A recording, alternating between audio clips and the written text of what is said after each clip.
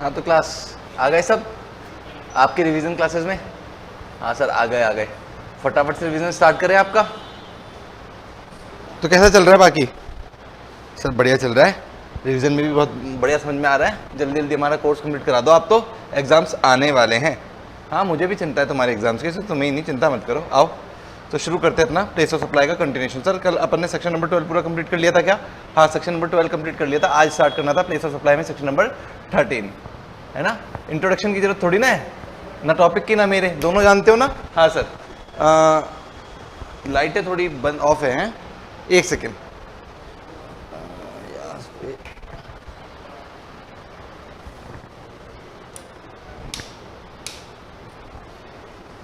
एक सेकेंड बच्चों आए, ठीक है। हाँ बस अब उजाला है, ठीक। तो सेक्शन 13 कौन? हाँ गुड इवनिंग बच्चों, गुड इवनिंग। आ जाओ फटाफट से, कमर सीधी और पढ़ाई शुरू। When any of the party located outside India, section 13 कब एप्लीकेबल होता था आपका प्लेस ऑफ सप्लाई में? सर सेक्शन 13 लगता था अपना जब भी अपन क्या करते थे, एक पार्टी या दोनों पार्टी आउटसाइड इंडिया होती थी। सेक्शन 13 कब एप्लीकेबल होता था? जब एक पार्टी सप्लायर बाहर इंडिया का होगा या रेसिपिएंट बाहर का होगा, ठीक, या फिर रेसिपिएंट इंडिया का होगा सप्लायर बाहर का होगा, या फिर दोनों ही पार्टी बाहर की होगी, सप्लायर भी और रेसिपिएंट की, तो आपका सेक्शन 13 हिट होता था, ठीक है। हाँ सर आगे चलते हैं। ये तो हुई एप्लीकेबिलिटी, ठीक है ना। अब सबसे पहले देखना है रेसिड्यूरी प्रोविजन। सर इसमें भी रेसिड्यूरी प्रोविजन सेम है क्या? हाँ बच्चों इसमें भी रेसिड्यूरी प्रोविजन सेम है। रेसिड्यूरी प्रोविजन मतलब जनरल प्रोविजन, जो कि अगर स्पेशल केस नहीं हुआ तो जनरल प्रोविजन हिट करेगा, और उसमें अपन डेस्टिनेशन मतलब प्लेस ऑफ सप्लाई का लेके चलेंगे, आपकी लोकेशन ऑफ रेसिपिएंट अगर पता है तो, if known, if address on the record is exist, और अगर अदरवाइज पता नहीं है तो सर देखो लोकेशन ऑफ सप्लायर ही लेके चलेंगे। सेम टू सेम प्रोविजन है, रेसिड्यूरी प्रोविजन में कोई दिक्कत ही नहीं है। इमूवेबल प्रॉपर्टी लिंक सर्विस में सेम का सेम है, वेयर इमूवेबल प्रॉपर्टी लिंक्ड और intended to be located, same की सेम बात है सर। पर इसमें यहाँ पे कोई एक्सेप्शन, ऐसा एक्सेप्शन नहीं है जब वहाँ पे प्रॉपर्टी आउटसाइड इंडिया हो रही थी। फिर क्यों? ये लो एग्जांपल तुम्हारे सामने, ठीक है। आज क्या करने वाले हैं सर, टॉपिक का नाम नहीं बताया, सबसे पहले तो ये बता दो कंटिन्यूशन तो किसका हो रहा है, प्लेस ऑफ सप्लाई का। और नया टॉपिक कौन सा स्टार्ट करेंगे बच्चों? वैल्यूएशन। वैल्यूएशन स्टार्ट करेंगे, ये भी एक इंपॉर्टेंट चैप्टर है आपका वैल्यूएशन। तो आज एक दो टॉपिक ये खत्म कर देंगे, ये भी खत्म कर देंगे, ठीक है ना। अपन बात कर रहे थे इमूवेबल प्रॉपर्टी लिंक सर्विसेज पे। बच्चों देखो इमूवेबल प्रॉपर्टी लिंक सर्विसेज में यहाँ पे एक्सेप्शन क्यों नहीं डाला? क्योंकि अगर सप्लायर आपका इंडिया का है, रेसिपिएंट बाहर का है, ठीक, मतलब जो प्रॉपर्टी डीलर था वो आपका इंडिया का है, इसने प्रॉपर्टी बाहर वाले आदमी को बेच दी, तो एक्चुअली ये कमीशन लिया होगा इसने, तो बाहर से डॉलर इंडिया में आया है और प्रॉपर्टी इसने यहाँ पे दिखा दी इसको, तो क्या दिक्कत है? क्यों डालें एक्सेप्शन? प्रॉपर्टी बाहर है तो बाहर रहने दो, कम से कम डॉलर तो इंडिया में आ रहा है। ये अपना इतना बढ़िया प्रॉपर्टी डीलर है कि बाहर आदमी को सर्विस दे रहा है, बाहर की क्लाइंट है और बाहर ही जमीन बेच रहा है, फिर भी कमीशन तो ला रहा है, डॉलर तो इंडिया में ला रहा है, तो उसमें क्यों जीएसटी लगाए? तो प्लेस ऑफ सप्लाई क्या रहने दी अपन ने इसकी? ऑस्ट्रेलिया ही रहने दी, ठीक। और अगर सर ये रेसिपिएंट ने जहां जमीन ली तो बस फिर तो ये हिट हो ही गया ना, location of where property is located और इंटेंडेड टू बी लोकेटेड। अगर प्रॉपर्टी यहाँ ली है तो इसने, तो बस तो फिर तो इंडिया में प्रॉपर्टी है तो टैक्स भी ले लेंगे, क्योंकि कंट्रोल ज्यादा अच्छा आ गया ना अपने रेसिपिएंट पे प्रॉपर्टी पे, ठीक। तो इसमें कोई एक्सेप्शन की जरूरत थी ही नहीं, ठीक। यहाँ पे तो एक्सेप्शन टैक्स लेने के लालच से घुमाया था अपन ने, है ना, जब ये यूटर्न मारा था। यहाँ पे ऐसे कोई लालच क्रिएट हो ही नहीं रहा। Performance based services sir same है, sir same performance based services. Sir वहाँ तो इंडिविजुअल रिलेटेड सर्विसेज थी, यहाँ थोड़ा कुछ डिफरेंस है क्या? हाँ पढ़ लो। यहाँ पे goods related services and individual related services है। यहाँ तो सिर्फ इंडिविजुअल रिलेटेड सर्विस नहीं थी, यहाँ पे goods related services and individual related service भी हैं। सर गुड्स रिलेटेड सर्विस क्या होती है? हाँ थोड़ा सा सीखने का है इसमें, ध्यान दो सभी बच्चे इधर देखो। आपने जो भी पढ़ो ना, अगर एक चैप्टर पढ़ के जा रहे हो तो कम से कम वो चैप्टर पूरी तरह से करो, ठीक है। सर ये नहीं कल ध्यान हमने सेक्शन 12 सही से पढ़ लिया था, तब सेक्शन 13 को ढीला छोड़ दिया, ठीक। क्या पता तुमने सेक्शन 12 को पढ़ने में पूरा टाइम लगा दिया, सेक्शन ढीला छोड़ दिया और सेक्शन 13 में से क्वेश्चन पूछ लिया, फिर तो तुम्हारी मेहनत बेकार हो गई ना। तो मतलब प्लेस ऑफ सप्लाई पढ़ रहे हो तो कम से कम प्लेस ऑफ सप्लाई तो पूरा अच्छे से पढ़ के जाएंगे मेरे सारे बच्चे, ठीक है ना। हाँ तो अब क्या बात कर रहे हैं सर, सबसेक्शन 3 में क्या बात कर रहे हैं अपन कि गुड्स रिलेटेड सर्विसेज। सर आप तो सबसे पहले ये बताओ गुड्स रिलेटेड सर्विस होती क्या है?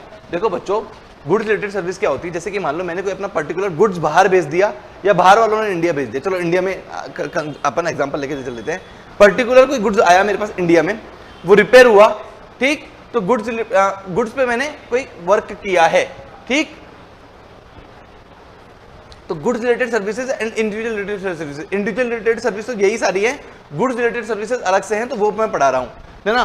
तो अगर कोई बाहर से कोई गुड्स आया, उस पर मैंने कोई काम कर दिया, ठीक है ना, तो वो गुड्स पे काम किया है ना, तो actually that is goods related to services, ठीक।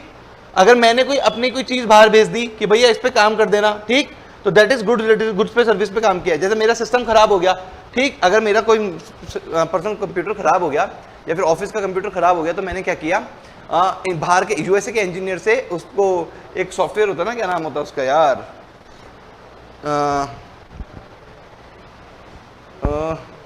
सॉफ्टवेयर का नाम मैं जस्ट भूल गया यार, मेरे को याद था, है ना, उस पर क्या कहते हैं, एनीडेस्क का, उसमें क्या करते हैं, सिस्टम को वो वहां बैठा होगा यूएस ऑपरेटर, एनीडेस्क के कंट्रोल से वो आपका सिस्टम वहीं से बैठे हुए कंट्रोल कर लेगा और आपके सिस्टम को रिपेयर कर देगा। तो गुड्स पे, ये आपका सिस्टम भी तो गुड्स ही है, तो गुड्स पे सर्विसेज, गुड्स रिलेटेड सर्विसेज, तो ये सारी एक्टिविटीज जहां पे एक सेक्शन 13 तो कब, जब एक बाहर का एक इंडिया का, दोनों बाहर के, ठीक है ना, और गुड्स पे कोई सर्विस देते हैं या इंडिविजुअल सर्विस देते हैं, तो सेक्शन 13 के 3 में वो केस फॉल होगा। तो प्लेस ऑफ सप्लाई क्या होगा, एक्चुअल प्लेस ऑफ परफॉर्मेंस, जहां पे भी गुड्स पे परफॉर्मेंस हुआ जाए, इंडिविजुअल रिलेटेड में तो परफॉर्मेंस सही ना, यहाँ सर इसमें तो एक्चुअल प्लेस ऑफ परफॉर्मेंस सही था, तो गुड्स रिलेटेड में भी क्या आ जाएगा, एक्चुअल प्लेस ऑफ परफॉर्मेंस, जहां पे भी उस गुड्स पे एक्टिविटी की गई है वो क्या हो जाएगा, उसका एक्चुअल प्लेस ऑफ परफॉर्मेंस हो जाएगा, और वो क्या हो जाएगा, प्लेस ऑफ सप्लाई उसका हो जाएगा, ठीक है। हाँ सर ठीक है, दैट इज लिख भी रखा है, that is location of goods. Sir एक बार बताओ, अगर कि कोई इंडिया है हमारा, जहां से बाहर से गुड्स आया, ठीक, बाहर से गुड्स आया, बहुत सारा कपड़ा आ गया और स्टिचिंग डिपार्टमेंट में आ गया जॉब वर्क के लिए, आता है क्या सर, बहुत सारा काम होता है इंडिया में ऐसा, ठीक है ना, क्योंकि इंडिया में थोड़ी सी लेबर सस्ती मानी जाती है, यूएस वाले लोग मानते हैं कि इंडिया में लेबर सस्ती है, तो उन्होंने कपड़ों के थान भेज दिए स्टिचिंग डिपार्टमेंट में जॉब वर्क होने के लिए, और वापस से ये गुड्स क्या लौट गया, ठीक है ना, तो टेम्परेली इंपोर्ट हुआ था। सर अगर ये परमानेंट इंपोर्ट हो जाता तो फिर तो यही था आपका लोकेशन ऑफ गुड्स, जहां पे भी परफॉर्मेंस क्या मानी गई, लोकेशन ऑफ गुड्स। पर अगर इसको भी अभी इसमें प्लेस ऑफ सप्लाई क्या आएगा सर, अभी सेक्शन का 13 का 3 अभी तक जो अपन ने पढ़ा है सर, गुड्स आए, गुड्स पे काम हुआ और वापस लौट गया। अगर अपन आगे नहीं पढ़े, नोट आगे नहीं पढ़े, तो इसके हिसाब से तो प्लेस ऑफ सप्लाई क्या आ जाएगा, लोकेशन ऑफ गुड्स, है ना, परफॉर्मेंस का हुई है इंडिया में, तो location of goods that is लिखा है ना, that is location of goods, तो इंडिया में, ठीक है, लोकेशन ऑफ गुड्स तो जो कि इंडिया हो गया, तो मतलब एक तरह से तो एक्सपोर्ट ऑफ सर्विस था, ये एक तरह से एक्सपोर्ट सर्विस था, और तुमने इस पर टैक्स ले लिया, गलत बात कर दी ना, क्योंकि प्लेस ऑफ सप्लाई तुमने इंडिया बढ़ा दिया। सर ये एक्सपोर्ट ऑफ सर्विस कैसे था, अरे यार मैं जॉब वर्कर वाला हूं, बाहर से कपड़ा आया, मैंने उसको स्टिच करके वापस से बाहर भेज दिया, तो एक तरह से मैंने फॉरेन करेंसी कमाई है, चीज वापस भेज दी मैंने, अपनी स्टिचिंग सर्विस एक्सपोर्ट ही तो करी है एक तरह से। हाँ सर, तो इससे टैक्स लेना चाहिए सर, इससे टैक्स लेना चाहिए। तो मतलब अभी तक जो पढ़ा इसके अकॉर्डिंग तो प्लेस ऑफ सप्लाई आपका इंडिया निकल के आ रहा है। इसलिए क्या करना, एक नोट बनाया कि जब भी टेम्पररी इंपोर्ट होगा उस पर कोई सर्विस दी जाएगी, वापस से गुड्स री एक्सपोर्ट हो जाएगा, तब आप प्लेस ऑफ सप्लाई को लोकेशन ऑफ गुड्स नहीं बोलेंगे, तब अपन क्या बोलेंगे, section 13(3) not applicable on temporary import of goods for repair और एनी अदर ट्रीटमेंट और प्रोसेस। तब क्या लगेगा सर, रेसिड्यू रूल लग जाएगा। और रेसिड्यू रूल क्या कहता है, प्लेस ऑफ सप्लाई क्या होगी, रेसिड्यू रूल क्या कहता है, प्लेस ऑफ सप्लाई क्या होगी, location of recipient if known, ठीक है। और रेसिपिएंट कौन है आपका, यूएस वाला, तो प्लेस ऑफ सप्लाई क्या हो गई, आउटसाइड इंडिया हो गई, इससे जीएसटी नहीं लगेगा। ये कह रहा है सेक्शन 13 का 3, ठीक है। जब टेम्पररी इंपोर्ट हो, सर लोग आपका ऑब्जेक्टिव क्या था, ऑब्जेक्टिव तो सारे बच्चों को समझ में आओगे क्या सर, ऑब्जेक्टिव ये था कि अपन एक्सपोर्ट ऑफ सर्विसेज पे, एक्सपोर्ट ऑफ गुड्स पे टैक्स नहीं लेना चाहते, बिकॉज ऑफ 13(3) ये टैक्सेबल हो रहा था, प्लेस ऑफ सप्लाई का इंडिया निकल के आ रहा था, इसलिए इसका नोट बनाया, एक्सेप्शन डाला, और एक्सेप्शन में इसको प्लेस ऑफ सप्लाई बाहर फॉल करा दिया रेसिड्यू रूल के द्वारा, ठीक है। हाँ सर ठीक है। अब आप आगे चलो सर, आगे में था इवेंट एडमिशन सर्विसेज। यहां तो इवेंट एडमिशन और इवेंट लिंक अलग अलग थे, क्योंकि ये तो मैं बताना ही भूल गया, 13 स्टार्ट करने से पहले बताना चाहिए था मेरे को, क्योंकि सेक्शन 12 में तो B2B और B2C जैसी बातें होती थी ना, क्योंकि एक पार्टी को इनपुट मिलता था। और सेक्शन 30 में एक पार्टी जब बाहर की है तो इनपुट जैसी कोई बातें होंगी नहीं, जब इनपुट जैसी बातें होंगी नहीं तो ऑलवेज यहाँ पे ट्रांजैक्शन क्या होगा, B2C ही ट्रांजैक्शन होके चलेगा। और जब B2C ही ट्रांजैक्शन होके चलेगा तो बार बार क्यों बोलूं कि B2B या B2C, सेक्शन 13 में जितने भी ट्रांजैक्शन आ रहे हैं सारे B2C ही माने जाते हैं और कोई भी इनपुट सामने वाले को नहीं मिलता, ठीक। तो यहाँ पे जो B2B में अपन लोकेशन ऑफ रेसिपिएंट बोल देते ना चुपचाप, सेक्शन 12 में चुपचाप बोल देते फटाफट से, यहाँ पे ऐसा कुछ नहीं है, हर बार डिटरमाइन करना पड़ेगा कि location of place of supply क्या होगी, ठीक है। तो यहाँ पे तो अलग अलग किया गया था, इवेंट एडमिशन को अलग किया गया था, क्योंकि इवेंट एडमिशन में कोई भी आईटीसी नहीं मिलती थी तो B2C था, और इवेंट लिंक में मिलती थी तो B2B और B2C अलग से थे, पर यहाँ तो कोई मिलती नहीं है, इसलिए दोनों में क्या डाल दिया, प्लेस ऑफ सप्लाई क्या होगा, लोकेशन ऑफ इवेंट ही होगा। यहाँ पे भी तो लोकेशन इवेंट ही था, देखो यहाँ पे देखो लोकेशन ऑफ इवेंट था जहाँ पे आईटीसी नहीं मिल रही, और यहाँ पे भी आईटीसी नहीं मिल रही थी, लोकेशन ऑफ इवेंट ही था, लोकेशन ऑफ इवेंट ही था, इसलिए यहाँ पे भी क्या डाला, क्योंकि B2C ही है तो यहाँ पे भी क्या डाल दिया, लोकेशन ऑफ इवेंट ही डाल दिया। हाँ सर, तो हमने सेक्शन 12 अगर ढंग से पढ़ लिया तो इसका मतलब हमें सेक्शन 13 में थोड़ा कम ध्यान देने की जरूरत है। हाँ बच्चों, यही तो मैं बोल रहा हूँ, अगर सेक्शन 12 ढंग से तुमने पढ़ लिया तो सेक्शन 13 तुम्हारे लिए ईजी हो जाता है। कुछ अलग अलग था, तो 13 का 3 था और एक अभी आएगा 13 का 8, ठीक, बाकी तो सब सिमिलर ही है। मल्टीपल लोकेशन इंटरनेशनली हो जाता है, ठीक, जब इंटरनेशनली हो तो यहाँ पे तो कोई काम ही नहीं आया, ठीक। और ये क्या कह रहा है कि सेक्शन 12 के 6 में क्या कह रहा है, 13 के 6 में क्या कह रहा है, ध्यान से देना, अगर ये इंडिया है, ये सब रेसिपिएंट है और ये सप्लायर है और ये रेसिपिएंट है, रेसिपिएंट ने ये क्या है, ऐसे मान लेते हैं कि कई जगह सर्विसेज दिए बाहर, यहाँ पे भी दिए, यहाँ पे भी दिए, रेसिपिएंट ने जगह जगह इंडिया के बाहर जगह सर्विसेज लिए, पर इंडिया में भी एक जगह महाराष्ट्र में सर्विस ले ली, ठीक। तो सप्लायर इससे बहुत सारी सप्लायर को पैसे देगा ना रेसिपिएंट, हर जगह के, यहाँ के भी, यहाँ के भी, यहाँ के भी, यहाँ के भी, ठीक है। तो अब ये बोल रहा है 13 का 6 बोल रहा है कि भैया अब सप्लायर जो उससे पैसे ले तो जीएसटी लगाए या नहीं लगाए, प्लेस ऑफ सप्लाई क्या माने, ये माने, ये माने, ये माने, ये माने, ये माने, या ये माने, या ये माने। ये बोल रहा है कि अगर रेसिपिएंट सप्लायर ने इंडिया से बाहर जगह सर्विस दी है, रेसिपिएंट बाहर का है ना, एक पार्टी बाहर की हो गई, 13 अप्लाई हो गया, पर इंडिया में भी एक चीज दी है, मतलब इंडिया में एक एक्टिविटी भी हो गई ना, तो फिर जब इंडिया के अलग अलग राज्यों में होती थी तो प्रोपोर्शनलिटी कर लेते थे, पर अभी इंडिया में सिर्फ एक जगह आई है और बाकी हर जगह बाहर ही हुई है। तो क्या लालच दिखाते हुए सरकार क्या बोलती है कि चूहे की इतनी सी भी पूंछ पकड़ में आई ना, इतनी सी भी पूंछ पकड़ में आई ना, तो हर जगह का टैक्स पूरे का पूरा चूहे को अपन खींच लेंगे और पूरा का पूरा जीएसटी यहाँ पे लग जाएगा, ठीक है ना। प्लेस ऑफ सप्लाई ये निकल के आ जाएगा आपका महाराष्ट्र, ठीक है ना। सारी एक्टिविटीज पे लगा देंगे जीएसटी, ये भारत सरकार बढ़िया खेल गई यहाँ पे, ठीक है ना। और जब मल्टीपल लोकेशन डोमेस्टिकली हो जाए तो डोमेस्टिकली में तो प्रोपोर्शनलिटी करते थे, यहाँ पे भी क्या करेंगे, प्रोपोर्शनलिटी। अगर यहाँ पे भी 2-3 जगह हैं, यहाँ पे, तो फिर यहाँ पे ये पूरा का पूरा टैक्स इन 3 जगहों में बटेगा, ठीक। प्रोपोर्शनलिटी में लड़ाई नहीं करेंगे, प्रोपोर्शनलिटी जब अपनों के बीच में लड़ाई होगी तब प्रोपोर्शनलिटी करके चलेंगे, और जब बाहर वालों से लड़ाई है, ठीक है ना, मेरे पहले वाले एग्जाम्पल में बाहर वालों से लड़ाई थी ना, हर जगह बाहर और इंडिया में सिर्फ एक जगह, तो सारा का सारा टैक्स खींच लेंगे, ठीक है। पर अभी इंडिया के 3 राज्यों में लड़ाई हो गई, अब ये सारा पैसा किसका, तो फिर प्रोपोर्शनलिटी कर देंगे। Transportation of goods, sir transportation goods में सर बहुत क्लियर सी कहानी है, अपन लॉ पढ़ते नहीं, लॉ बना लेते हैं। आओ, अगर सप्लायर बाहर का है, रेसिपिएंट यहाँ का है, मतलब सप्लायर इंडिया का है, रेसिपिएंट बाहर का, मतलब अपन ने क्या किया है, एक तरह से एक्सपोर्ट किया है, ठीक है ना। अपन ने कोई माल बेचा तो अपन सप्लायर, सामने वाले ने खरीदा तो वो रेसिपिएंट, ठीक। एक्सपोर्ट किया है, अपन को क्या डिटरमाइन करना है, प्लेस ऑफ सप्लाई करना है डिटरमाइन, ठीक। तो अब एक बात बताओ बच्चों, अभी अपन ने यहाँ पे place of supply transportation of goods में क्या पढ़ा था सर, लोडिंग प्लेस पड़ा था, ठीक है, वो लोडिंग प्लेस कर लेते हैं। अगर ये लोडिंग प्लेस यहाँ पे होगा तो सप्लायर कहाँ का है, इंडिया का है, तो लोड कहाँ हुआ होगा, ट्रक इंडिया में हुआ होगा, ठीक। या शिप लोड कहाँ हुआ होगा, ये लो चेन्नई में लोड हुआ होगा, तो लोडिंग प्लेस इंडिया निकल के आ गया, तो फिर तो एक्सपोर्ट पे भी जीएसटी लग गया, इसलिए यहाँ पे लोडिंग प्लेस नहीं बोल सकते, इसलिए यहाँ पे क्या बोल रहे हैं, डेस्टिनेशन, या फिर यहाँ पे भी डिलीवरी दे रहे हैं, इसलिए क्या बोल रहे हैं यहाँ पे, डेस्टिनेशन ऑफ गुड्स बोल रहे हैं, ना कि लोडिंग प्लेस बोल रहे हैं गुड्स के केस में, ठीक है।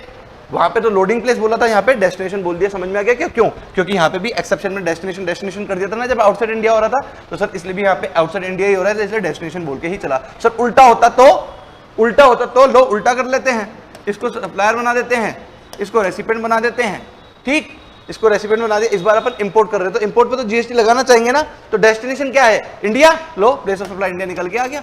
तो एक बात लिखने से, डेस्टिनेशन ऑफ गुड्स लिखने से अपने दोनों की दोनों ऑब्जेक्टिव पूरे हो गए, एक्सपोर्ट का भी और इंपोर्ट का भी। समझ में आ गए बच्चों, हाँ सर समझ में आ गई। आगे बढ़ते हैं, फ्लाइट के केस में क्या होगा, ट्रांसपोर्टेशन ऑफ पैसेंजर के केस में क्या होगा। सर वहां क्या था सेक्शन 12 में, सर में तो बोर्डिंग प्लेस था, तो यहाँ पे भी बोर्डिंग प्लेस छोड़ देते, क्यों सर, यहाँ पे भी तो उल्टा करो। अरे सर यहाँ पे उल्टा नहीं होगा, क्यों, क्योंकि लॉजिक से चलते हैं ना अपन। अगर अपना एयर इंडिया वाले ने फ्लाइट उड़ाई आपकी चेन्नई से, ये फ्लाइट उड़ी चेन्नई से, कहाँ के लिए, चाइना के लिए, ये फ्लाइट उड़ते उड़ते उड़ते उड़ते चाइना पहुंच गई, ठीक। तो सप्लायर कहाँ का है आपका, इंडिया का, रेसिपिएंट कहाँ का है आपका, बाहर का, ये चाइना का आदमी था, इसको चाइना पहुंचना था, चाइना पहुंच गया, ठीक। तो अब इंडिया से कोई आदमी बाहर गया है, ठीक, तो इससे जीएसटी लेना चाहेंगे या नहीं लेना चाहेंगे, सर बिल्कुल लेना चाहेंगे। तो बेटा कहाँ था, ये बेटा कहाँ था सर, बोर्डिंग प्लेस। इंडिया से कोई आदमी बाहर गया है तो खूब पैसा होगा इसके पास, ठीक है सर, ऐसे समझ लो, ये एयर इंडिया की फ्लाइट नहीं थी, सप्लायर कहाँ का था आपका, कोई ये इंटरनेशनल फ्लाइट, मैं तो नाम जानता नहीं किसी इंटरनेशनल फ्लाइट का, है ना, तुम ही बता दो अगर जानते हो तो। सर आप रख लो XYZ ही नाम रख लो, अभी इंटरनेशनल फ्लाइट का आप नाम नहीं जानते तो सब XYZ फ्लाइट इंडिया में आई और इंडिया का एक आदमी था रेसिपेंट, ठीक है ना, इस फ्लाइट में बैठा और बाहर चाइना पहुंच गया, उसको चाइना जाना था घूमने करने या फिर किसी बिजनेस के काम से, वो चाइना पहुंच गया। तो सप्लायर कहाँ है? बाहर का। रेसिपेंट कौन है? इंडिया का। सेक्शन 13 लगेगा क्या? हाँ सेक्शन 13 लगेगा। अब जब इंडिया का आदमी बाहर जा रहा है तो मतलब भैया खूब पैसे है इसके पास, से जीएसटी लेना चाहेंगे या नहीं लेना चाहेंगे? सर लेना चाहेंगे, ठीक। तो बोर्डिंग प्लेस बैठा कहाँ? वो इंडिया में। तो बोर्डिंग प्लेस कहाँ है इसका? चेन्नई। तो प्लेस ऑफ सप्लाई क्या हो जाएगा इसका? चेन्नई हो जाएगा, ठीक। उल्टा करते हैं सर, रिवर्सल करते हैं। अगर चाइना का कोई आदमी बाहर आया तो सर इस बार तो आदमी बाहर आया, टूरिस्ट इंडिया में आया है, खूब पैसा खर्चा करेगा इंडिया में, इससे जीएसटी नहीं ले तो छोड़ देंगे? हाँ सर। ये बोर्ड कहाँ पे हुआ था? यहाँ पे। तो प्लेस ऑफ सप्लाई क्या हो गया इसका? चाइना निकल के आ गया। इस बार चाइना में प्लेस ऑफ सप्लाई निकल के आ गया तो जीएसटी तो नहीं लेंगे। क्यों लेंगे? इस बार जीएसटी लेना ही नहीं है, क्योंकि टूरिस्ट आदमी इंडिया में आ रहा है, वैसे ही खूब खर्चा करेगा, जगह खूब कमा लेंगे, इससे जीएसटी छोड़ दो उस पर, ठीक। इसलिए बोर्डिंग प्लेस ही यहाँ पे छोड़ दिया गया। अब बच्चे सोच रहे हैं सर ऐसे तो हम कैसे याद करेंगे, किसी जगह बोर्डिंग प्लेस था। अरे यहाँ पे तो हरदम ही बोर्डिंग प्लेस था यार, ध्यान रखो, यहाँ बोर्डिंग प्लेस ही था हरदम। B2C जैसी बातें, B2C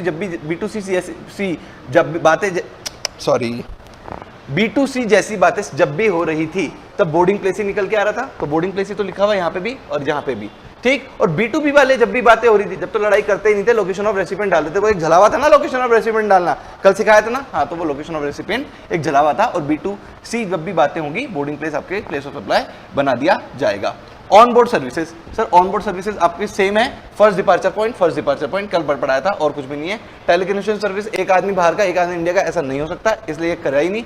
स्पेसिफाइड सर्विसेज में यहाँ पे नाम बदल गया है सेक्शन 13 में। बैंकिंग कंपनी, स्पेसिफाइड सर्विस में बैंकिंग थे क्या यहाँ पे? हाँ सर बैंकिंग है, ठीक है ना। अदर फाइनेंशियल और स्टॉक ब्रोकर वो सब आ गए, पर अलग से क्या है यहाँ पे? अलग से बैंकिंग कंपनी एक्सेट्रा में कौन कौन आ गया आपके? फाइनेंशियल इंस्टीट्यूशन और स्टॉक ब्रोकर एक्सेट्रा, ये सब यहाँ पे आ गए अलग से। 13 के 8 में मैंने बोला था ना 13 का 3 और 13 का 8 ध्यान से पढ़ने लायक है। तो 13 का 3 तो पढ़ लिया था जिसपे गुड्स पे सर्विसेज दी थी, ठीक है ना। और गुड्स पे सर्विसेज दी थी तो प्लेस ऑफ सप्लाई क्या बना था? जहाँ पे भी गुड्स लोकेटेड है। 13 के 8 में क्या पढ़ने जा रहे हैं कि स्पेसिफाइड सर्विसेज किसके टर्म में? बैंकिंग के टर्म में, ठीक है ना। इंटरमीडिएट टर्म में, बैंकिंग के टर्म में और इंटरमीडिएट टर्म में, hiring means of transport, example बस के बिजनेस। तो 3 तरीके हो गए, बैंकिंग, हायरिंग और इंटरमीडिएरी। बैंकिंग, इंटरमीडिएरी और हायरिंग 3 तरह की चीजें होंगी, ठीक है। तो सर बैंकिंग तो हम जानते हैं, कल ही आपने पढ़ा दिया था। इंटरमीडिएरी और हायरिंग मींस ऑफ ट्रांसपोर्ट पढ़ा दो, इसमें भी एक एक्सेप्शन है, एक्सेप्शन भी पढ़ेंगे और पूरा पढ़ेंगे। सर देखो एक बात बताओ, ये इंडिया है, इंडिया के बाहर से एक पेरिस है, ये पेरिस यूरोप में जो पेरिस है, पेरिस में बहुत महंगे महंगे ब्रांड के परफ्यूम, इटली पेरिस है ना, ITLAY, इटली पेरिस, इनमें बहुत महंगे महंगे ब्रांड के क्या बनते हैं? परफ्यूम बनते हैं।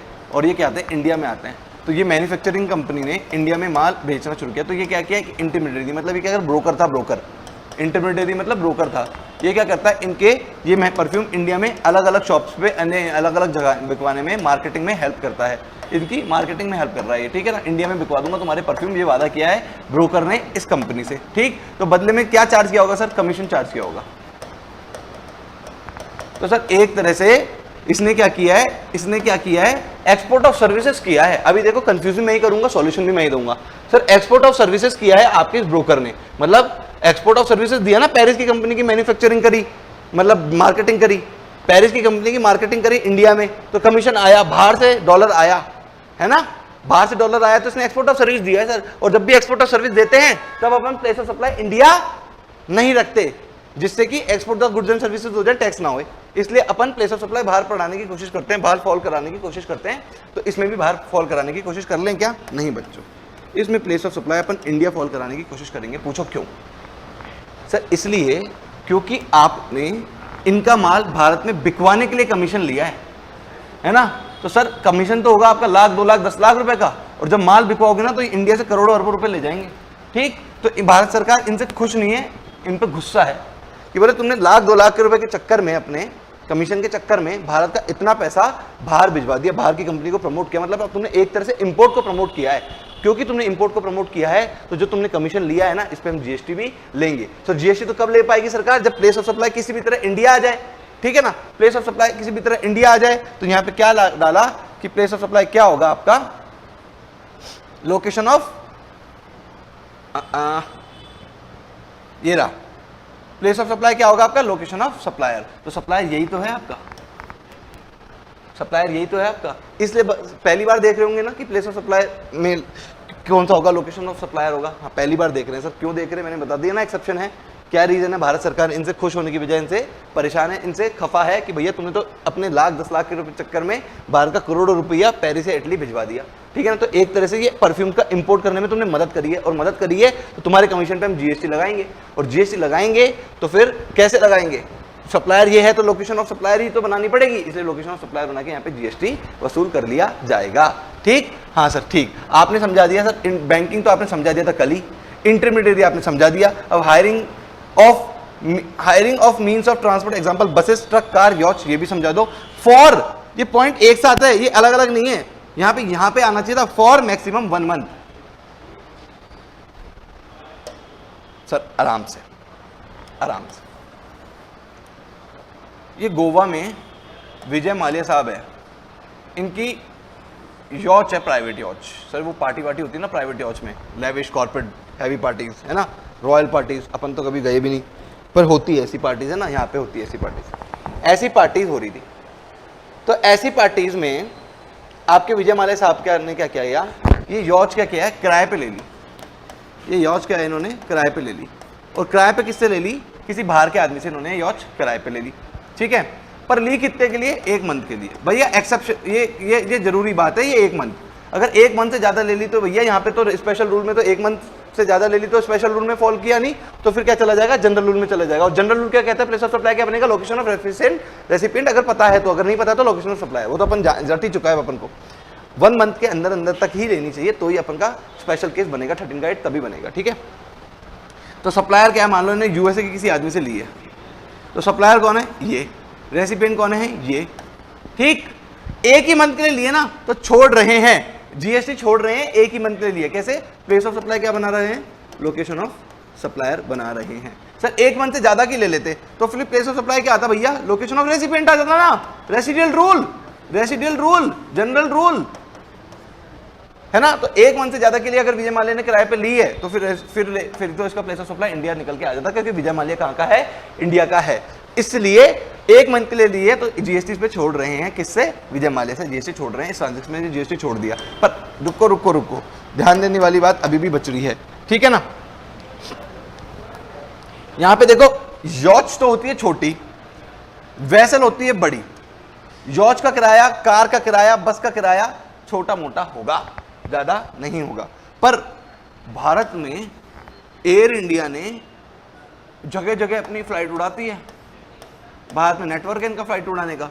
तो इन्होंने क्या किया, पूरा का पूरा जो प्लेन है ना इनका, पूरा का पूरा प्लेन है, यही रशिया से रेंट पे ले लिया, पूरा का पूरा एयरप्लेन। सर एयरप्लेन बड़ा गंदा सा हो गया आपको, ये लो यार एयरप्लेन तुम्हारा, ठीक है, एयरप्लेन तुम्हारा इन्होंने रशिया से ले लिया। अब जब एयरप्लेन इन्होंने तुम्हारा रशिया से ले लिया तो सप्लायर कौन है सर? रशिया। रेसिपिएंट कौन है? ये एयर इंडिया वाले क्या है? रेसिपिएंट, ठीक। तो अभी भी प्लेस ऑफ सप्लाई क्या है इस सेक्शन के according? Place of supply location of supplier ही तो बोल रहे हैं, लोकेशन ऑफ सप्लायर। ये लो, फिर तो भैया यहाँ पे करोड़ों का रेंट भी जा रहा होगा और जीएसटी भी नहीं लगा पा रहे होंगे अपन एयर इंडिया वालों पे। तो ये एक्सेप्शन अभी भी, मतलब ये एग्जम्पशन अभी भी इनको जो रियायत दी थी ये कार, ट्रक, यॉच वालों पे, तो इनको भी दे दे क्या? एयरक्राफ्ट वैसे वालों को भी नहीं सर, ये तो बड़े भारी व्हीकल हैं, और जनरली देखा जाता है कि ये भारी व्हीकल इंडिया से किराए पे नहीं लिए जाते, बाहर की कंपनी से किराए पे लिए जाते हैं। क्योंकि ये बाहर की कंपनी से किराए पे लिए जाते हैं तो भैया यहाँ पे तो जीएसटी नहीं छोड़ सकते थे, इसलिए लोकेशन ऑफ सप्लाई बनाएंगे तो place of supply outside India हो जाएगा। इसलिए यहाँ पे क्या बनाएंगे सर? अपन रेसिडुअल रूल फॉलो करा देंगे। रेसिडुअल में प्लेस ऑफ सप्लाई क्या होता है? लोकेशन ऑफ रेसिपिएंट, ठीक है, याद रहेगा बच्चों। हाँ सर इसमें क्या ही है, हमें तो बिल्कुल आप लॉजिक देके रिवीजन क्लास में भी लॉजिक दे रहे तो क्यों याद नहीं रहेगा, बिल्कुल याद रहेगा। अब क्या है? ओइडार में लोकेशन ऑफ रेसिपिएंट होता था, और ये क्या है? जब डबल टैक्सेशन होगा, जब भी इन केस ऑफ बस खत्म यार, आज प्लेस ऑफ सप्लाई खत्म भी, इसके बाद वैल्यूएशन शुरू भी कर देंगे। Place of supply in order to prevent double taxation और non taxation of supply of service और for the uniform application of rules the place of supply shall be the place of effective use and enjoyment of service. ज्यादा कुछ ध्यान देने वाली बात नहीं है, सिर्फ इतना सा कह रहा है अगर किसी वजह से प्लेस ऑफ सप्लाई इंडिया निकल के आ गया, इंडिया ने भी उस पर टैक्स ले लिया अपने टैक्स के अनुसार, अपने लॉज एंड रूल्स के अनुसार, और सिर्फ किसी प्लेस पे उसी सेम पे डीटी में पढ़ते हो ना, DTAA double taxation avoiding agreement, और उसी ट्रांजेक्शन पे बाहर की सरकार ने भी टैक्स ले लिया, इसलिए एक सरकार को झुकना पड़ेगा। झुकेगा कौन? अपन झुक जाएंगे। अपन ने क्या किया? द प्लेस ऑफ सप्लाई, फिर अपन क्या बनाएंगे? शैल be the place of effective use and enjoyment of service. अगर हमारा इफेक्टिव यूज इंडिया में निकल के आए तो हम नहीं झुकेंगे, तो वो झुके, और इफेक्टिव यूज बाहर निकल के आया तो हमने ऐसा लॉ लिख दिया, ठीक है, इफेक्टिव यूज है ना, तो हम यहाँ पे जीएसटी छोड़ रहे हैं place of India. Effective use बाहर था ना, तो हमने इफेक्टिव यूज पे ही प्लेस ऑफ सप्लाई बना दिया, तो फिर इंडिया प्लेस ऑफ सप्लाई नहीं रहा तो हम इस पर जीएसटी नहीं लेंगे। इस तरह से इंडिया ने लॉ इस पे क्रिएट किया है डबल टैक्सेशन पे। सर खत्म क्या? हाँ बच्चों, आपका प्लेस ऑफ सप्लाई खत्म, 12-13 खत्म। ओइडार अपन पढ़ेंगे। सर ओइडार में तो कुछ पढ़ने जैसा है नहीं, तो ओइडार का मैं रिवीजन करा ही नहीं रहा।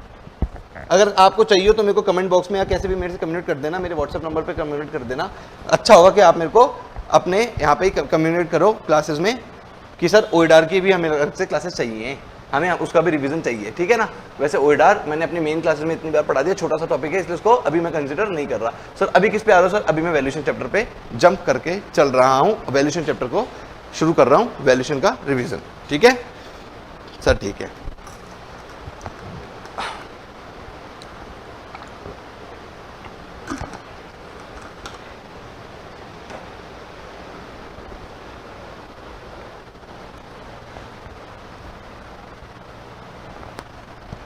खुल रहा है बोर्ड पे, खुलने दो।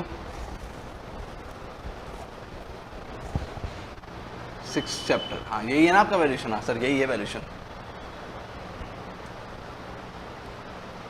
और मजा आ रहा है ना पढ़ने में बच्चों? मन लग रहा है? सर मन तो नहीं लग रहा, मन तो हमारा बाहर की दुनिया में लगता है।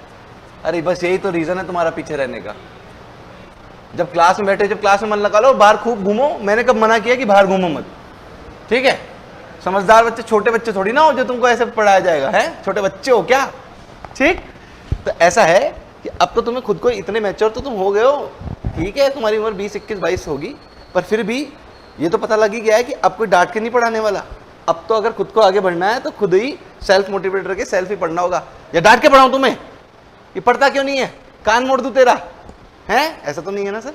नहीं सर, हम खुद ही सेल्फ मोटिवेटेड है, इतने समझदार हम हो गए। और अच्छा भी नहीं लगेगा ना कि आप हमें पीट रहे होंगे, नर्सरी के बच्चों की तरह बेल्टे वो स्केले तोड़ रहे होंगे हमारे हाथों पे। नहीं नहीं नहीं, ऐसे नहीं करेंगे हम आपके साथ। अब खुद ही समझदार हो आप बच्चे। हाँ सर वैल्यूएशन, सर वैल्यूएशन की इंपॉर्टेंस क्या है? अरे सर वैल्यूएशन की इंपॉर्टेंस तो बहुत ज़्यादा है। देखो बच्चों, ऐसा है, अभी तक अपन ने क्या पढ़ा? अभी तक अपन ने बोला कि सर जीएसटी लगेगा लगेगा लगेगा। अपन तो अभी यहीं पे लड़ते रह गए, प्लेस ऑफ सप्लाई में भी यही लड़ते रहे। एक्चुअली मैंने 5 गेट पढ़ाए हैं गुड्स एंड सर्विस का, कि पहले गेट में डिसाइड करते हैं कि गुड्स एंड सर्विस है नहीं है, दूसरे केस में डिटरमाइन करते हैं वो सप्लाई है नहीं है ना, तीसरे केस में डिटरमाइन करते हैं उसका प्लेस ऑफ सप्लाई इंडिया है नहीं है। अगर प्लेस ऑफ सप्लाई इंडिया आ गया तो टैक्स लगेगा, और अगर अदरवाइज गेट नंबर 3 से बाहर निकल जाएगा। चौथे गेट में डिटरमाइन करते हैं सप्लायर आपका टैक्सेबल पर्सन है या नहीं है। 5वें गेट में डिटरमाइन करते हैं कि वो आपका ट्रांजेक्शन सब कुछ तो है पर वो एग्जम्पशन में फॉल कर गया तो भी इस पर जीएसटी फॉल नहीं लगेगा। तो अपन ने 5 गेट कैसे जोड़े थे कि अगर एक हॉल के 5 गेट है, 5 गेट में से अगर कोई चीज ट्रांजैक्शन बाहर नहीं निकल पाया तो उस पर जीएसटी लेवी हो जाएगा, अदरवाइज किसी भी गेट से बाहर निकल गया तो उस पर जीएसटी लेवी नहीं होगा। पहले गेट में पढ़ते हैं कि गुड्स एंड सर्विस की डेफिनेशन पढ़ते हैं, गुड्स एंड सर्विस क्या है, और अगर वो गुड्स एंड सर्विस दोनों की डेफिनेशन फॉलो नहीं करता तो वो गेट नंबर 1 से बाहर निकल जाता है, जीएसटी की कोई बात ही नहीं है। चलो वो गेट नंबर 1 से बाहर नहीं निकल पाया तो वो गेट नंबर 2 पे जाके टकटकाएगा और बोलेगा कि हाँ भाई मैं सप्लाई हूँ नहीं हूँ। अगर वो सप्लाई नहीं हुआ, सप्लाई की डेफिनेशन पढ़ेंगे, सप्लाई की डेफिनेशन में फॉलो नहीं किया तो गेट नंबर 2 से बाहर निकल जाएगा। और वो सप्लाई भी बन गया तो प्लेस ऑफ सप्लाई देखेंगे, जो कि हमने अभी कंप्लीट किया है। अगर वो प्लेस ऑफ सप्लाई इसका इंडिया से बाहर निकल गया तो जीएसटी नहीं लगेगा, क्योंकि वो गेट नंबर 1, 2 से नहीं निकल पाया तो क्या हुआ, 3 से बाहर निकल गया, इस पर जीएसटी नहीं लगेगा। पर अगर वो 3 से भी बाहर निकल नहीं पाया, प्लेस ऑफ सप्लाई भी इंडिया निकल के आ गया, तो वो गेट नंबर 4 पे जाएगा, वहां पे बोलेगा कि मेरे सप्लायर भैया टैक्सेबल पर्सन, जो सप्लायर आदमी है वो टैक्सेबल पर्सन है या नहीं है। सर टैक्सेबल पर्सन के लिए क्या करते हैं, कल कर लेंगे ना, 22, 23, 24 3 सेक्शन देखते हैं, ठीक। अगर वो टैक्सेबल पर्सन में निकल के आ गया और वो चीज एग्जम्पशन से बाहर है तो फिर वो गेट नंबर 5 से निकल के आ गई, और अगर वो गेट नंबर 5 से भी नहीं निकली, 5 गेट से नहीं बाहर निकल पाया वो ट्रांजैक्शन, तो फाइनली जाके जीएसटी लेवी होगा। ये बात, इतनी सी बात तय हुई है कि जीएसटी लेवी होगा, पर जीएसटी लेवी होने के लिए आपके पास एक अमाउंट होना चाहिए, एक रेट होनी चाहिए, है ना, अमाउंट होना चाहिए कि हाँ भाई कितने अमाउंट पे जीएसटी लगेगा, एक रेट होनी चाहिए कि भाई 18% से जीएसटी लगेगा, 28 से लगेगा, 12 से लगेगा, तो अमाउंट होना चाहिए, रेट होना चाहिए, तो आपके जीएसटी का आउटपुट टैक्स निकल के आएगा, ठीक। तो सर अमाउंट के लिए क्या चाहिए, वैल्यू। तो आज अपन पढ़ने जा रहे हैं वैल्यूएशन चैप्टर की, ये वैल्यू कैसे डिटरमाइन होगी। सर आप ये बेसिक बातें नहीं बताते ना तो भी हम जानते हैं। अरे कौन सा बच्चा जानता है, कौन सा नहीं जानता, मेरे को तो जीरो से ही पढ़ाना पड़ता है ना। तो जो बच्चे जानते हैं वो गुस्सा ना हो, मेरे पे आक्रोश ना खाएं कि सर हमको इतना बेवकूफ समझाए क्या, ठीक। मैं तो तुम्हें बहुत इंटेलिजेंट समझता हूँ, छोड़ो पढ़ाना छोड़ दूं, कर लोगे खुद, नहीं ना, तो अब मेरे को क्या है, हर बच्चे के हिसाब से एक सम बेसिक बात बतानी पड़ती है। तो देखो ऐसा है कि वैल्यूएशन चैप्टर में क्या कह रहा है कि जिस भी वैल्यू पे आपका ट्रांजैक्शन हुआ है, अरे आपने गुड्स बेचा होगा, अरे यार भाई तूने गुड्स बेचा होगा मार्केट में, तो कुछ तो पैसा लिया होगा सर, तो कुछ पैसा लिया होगा, तो आपका ट्रांजैक्शन वैल्यू जितने में आपका ट्रांजैक्शन हुआ है उसी को जीएसटी की असेसमेंट करने के लिए उसी को असेसेबल वैल्यू मान लेंगे। असेसेबल वैल्यू किसको मान लेंगे, जितने में आपका ट्रांजैक्शन हुआ है उसी को असेसेबल वैल्यू मान लेंगे। असेसेबल वैल्यू और ट्रांजैक्शन वैल्यू में अंतर है क्या सर? हाँ अंतर है। ट्रांजैक्शन वैल्यू का मतलब तो वो होता है जिस भी रेट में आपने ट्रांजैक्शन किया है, ठीक, चाहे आपने 1000 की चीज 1 लाख रुपए की चीज 10,000 रुपए में बेच दी, तो ट्रांजैक्शन वैल्यू क्या है सर? 10,000 रुपए। पर गवर्नमेंट इस 10,000 रुपए को कंसीडर कर ले या नहीं करे, ये गवर्नमेंट पे है। गवर्नमेंट बोलती नहीं हम तो 10,000 रुपए पे जीएसटी नहीं लेंगे, हम तो कम से कम 70,000 रुपए लेंगे। 50C होता है ना तुम्हारा, तुम लैंड कितने में बेच दो, कम से कम डीएलसी रेट पे तो सरकार टैक्स लेगी कैपिटल गेन में, है ना।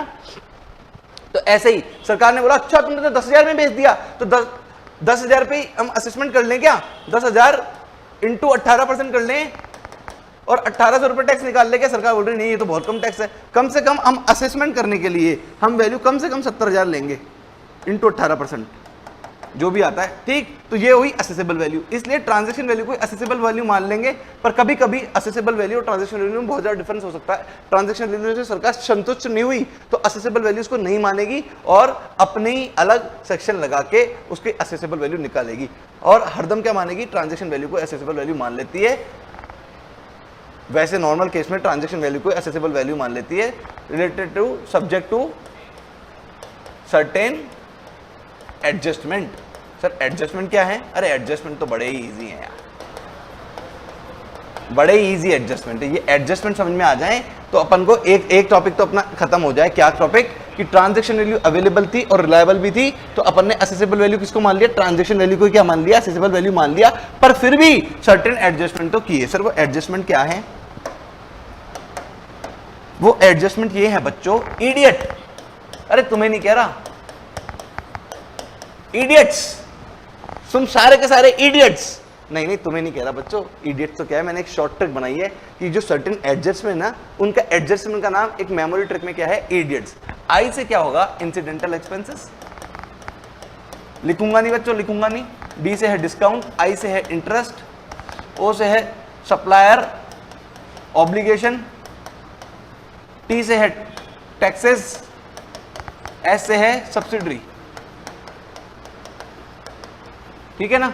ये है आपके इडियट्स की फुल फॉर्म, ठीक। वापस से बोल देता हूं, अगर किसी बच्चे को लिखनी है तो पॉज करके मेरे को लिख ले। क्या है? आई से है इंसिडेंटल एक्सपेंसेस, डी से है डिस्काउंट, आई से है इंटरेस्ट, ओ से है सप्लायर ऑब्लिगेशन, टी से है टैक्सेस एंड एस से है सब्सिडी। सब्सिडी नहीं, सब्सिडी, सॉरी, हाँ सब्सिडी। तो मैंने सब्सिडी लिख दिया क्या? यहाँ पे सब्सिडी लिखा है ना, सब्सिडी है, ठीक है। तो सर क्या मतलब? कि मतलब आप मार्केट से कुछ भी चीज खरीद के लाए, जैसे कि मान लो मैं अपने दोस्त के लिए कोई गिफ्ट खरीद के लाया, बढ़िया सा एक हैंडीक्राफ्ट कोई आर्टिफिशियल आइटम खरीद के लाया शोकेस में रखने के लायक, है ना। तो वो जो आइटम था बहुत सेंसिटिव था, तो मेरे को उसकी पैकिंग वैकिंग भी करानी पड़ गई, ठीक है ना। और डिलीवरी में भी वो अच्छे से जाए, टूट ना जाए, तो मेरे को उसको ऐसे अलग से भी उसको ट्रांसपोर्टेशन की कॉस्ट भी लग गई, ठीक। तो 2-3 चीजें मेरे को आइटम खरीदने के बाद भी उस पर खर्चा करना पड़ गया। मैंने सुंदर से तो पैकिंग करवाई, ठीक है ना, फिर इंसिडेंटल एक्सपेंस सही से तरीके से वो एक जगह से दूसरी जगह डिलीवर हो जाए, तो डिलीवरी मैंने उससे ही करवाई जिससे लिया था, तो उसके भी एक्स्ट्रा चार्ज दिए, ठीक। तो अगर मैंने वो शोकेस, वो आर्टिफिशियल आइटम तो खरीदा था 50,000 रुपए का, और मैंने इंसिडेंटल एक्सपेंसेस कर दिए, मान लो उसकी पैकिंग में 2,000 रुपए खर्च कर दिए, ठीक। तो सरकार बोल रही है 2,000 रुपए पे भी हम जीएसटी लेना चाहेंगे तुमसे बच्चों। इसलिए वैल्यूएशन के करते टाइम 50,000 को मत सोच लेना कि 50,000 पे जीएसटी लगेगा, क्योंकि जितनी ज्यादा वैल्यू उतना ज्यादा जीएसटी का अमाउंट, है ना। तो सरकार ने बोला कि भैया 50,000 को मत समझ लेना कि सिर्फ 50,000 पे जीएसटी लगेगा, हम तो इंसिडेंटल एक्सपेंसेस, जो तुमने इंसिडेंटल रिलेटेड कोई भी एक्सपेंस और किया है ना, उस पर डिलीवरी का एक्सपेंस, पैकिंग का एक्सपेंस, है ना, हम उस पर भी तुम पे जीएसटी लेके चलेंगे। 1,000 रुपये मैंने उस पर क्या कर दिए? डिलीवरी पे ले दे दिए। तो सरकार बोल रही है तो हम 2,000 1,000 को इंसिडेंटल एक्सपेंसेस बोलेंगे और इसको ऐड करके चलेंगे, ठीक है ना। एक पेज नंबर मैं बता देता हूं आपको, कौन से पेज नंबर पे है इंसिडेंटल एक्सपेंसेस का एग्जांपल। एक सेकेंड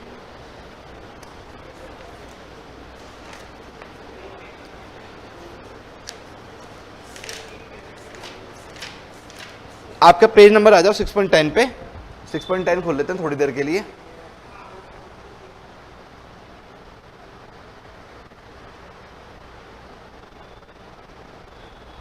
हाँ बच्चों, ये रहा इंसिडेंटल एक्सपेंसेस का क्या करेंगे अपन, ऐड करके चलेंगे। ये क्या हो गया, ये क्या हो गया यार,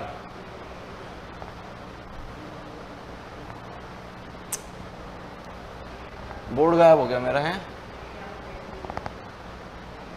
अभी कर लेते हैं बोर्ड को, अभी ले आते हैं।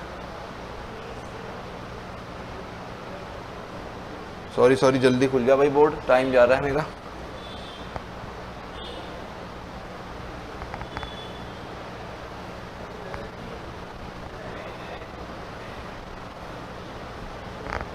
अरे यार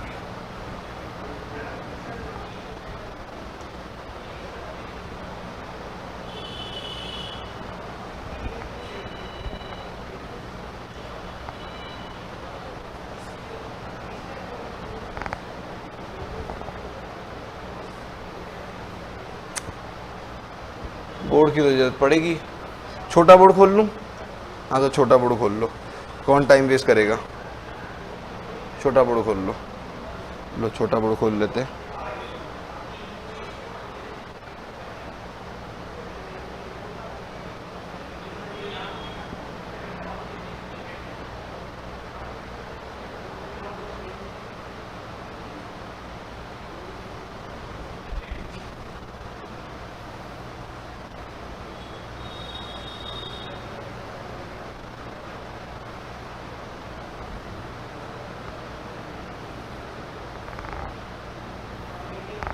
और छोटा नहीं हो रहा ये है, कुछ तो करना पड़ेगा।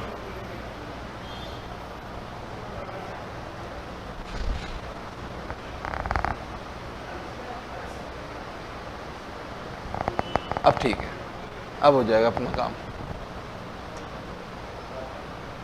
सॉरी टाइम वेस्ट के लिए, मैं भी क्या करूं, हो गई कुछ छेड़छाड़ स्क्रीन से, बिगड़ गई स्क्रीन।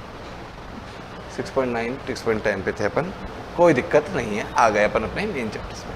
हाँ बच्चों वापस से कंटिन्यू क्लास से, 2-4 मिनट जो आपके वेस्ट है उसके लिए आई एम सॉरी, क्योंकि आपका टाइम भी बहुत ज़्यादा इंपॉर्टेंट है।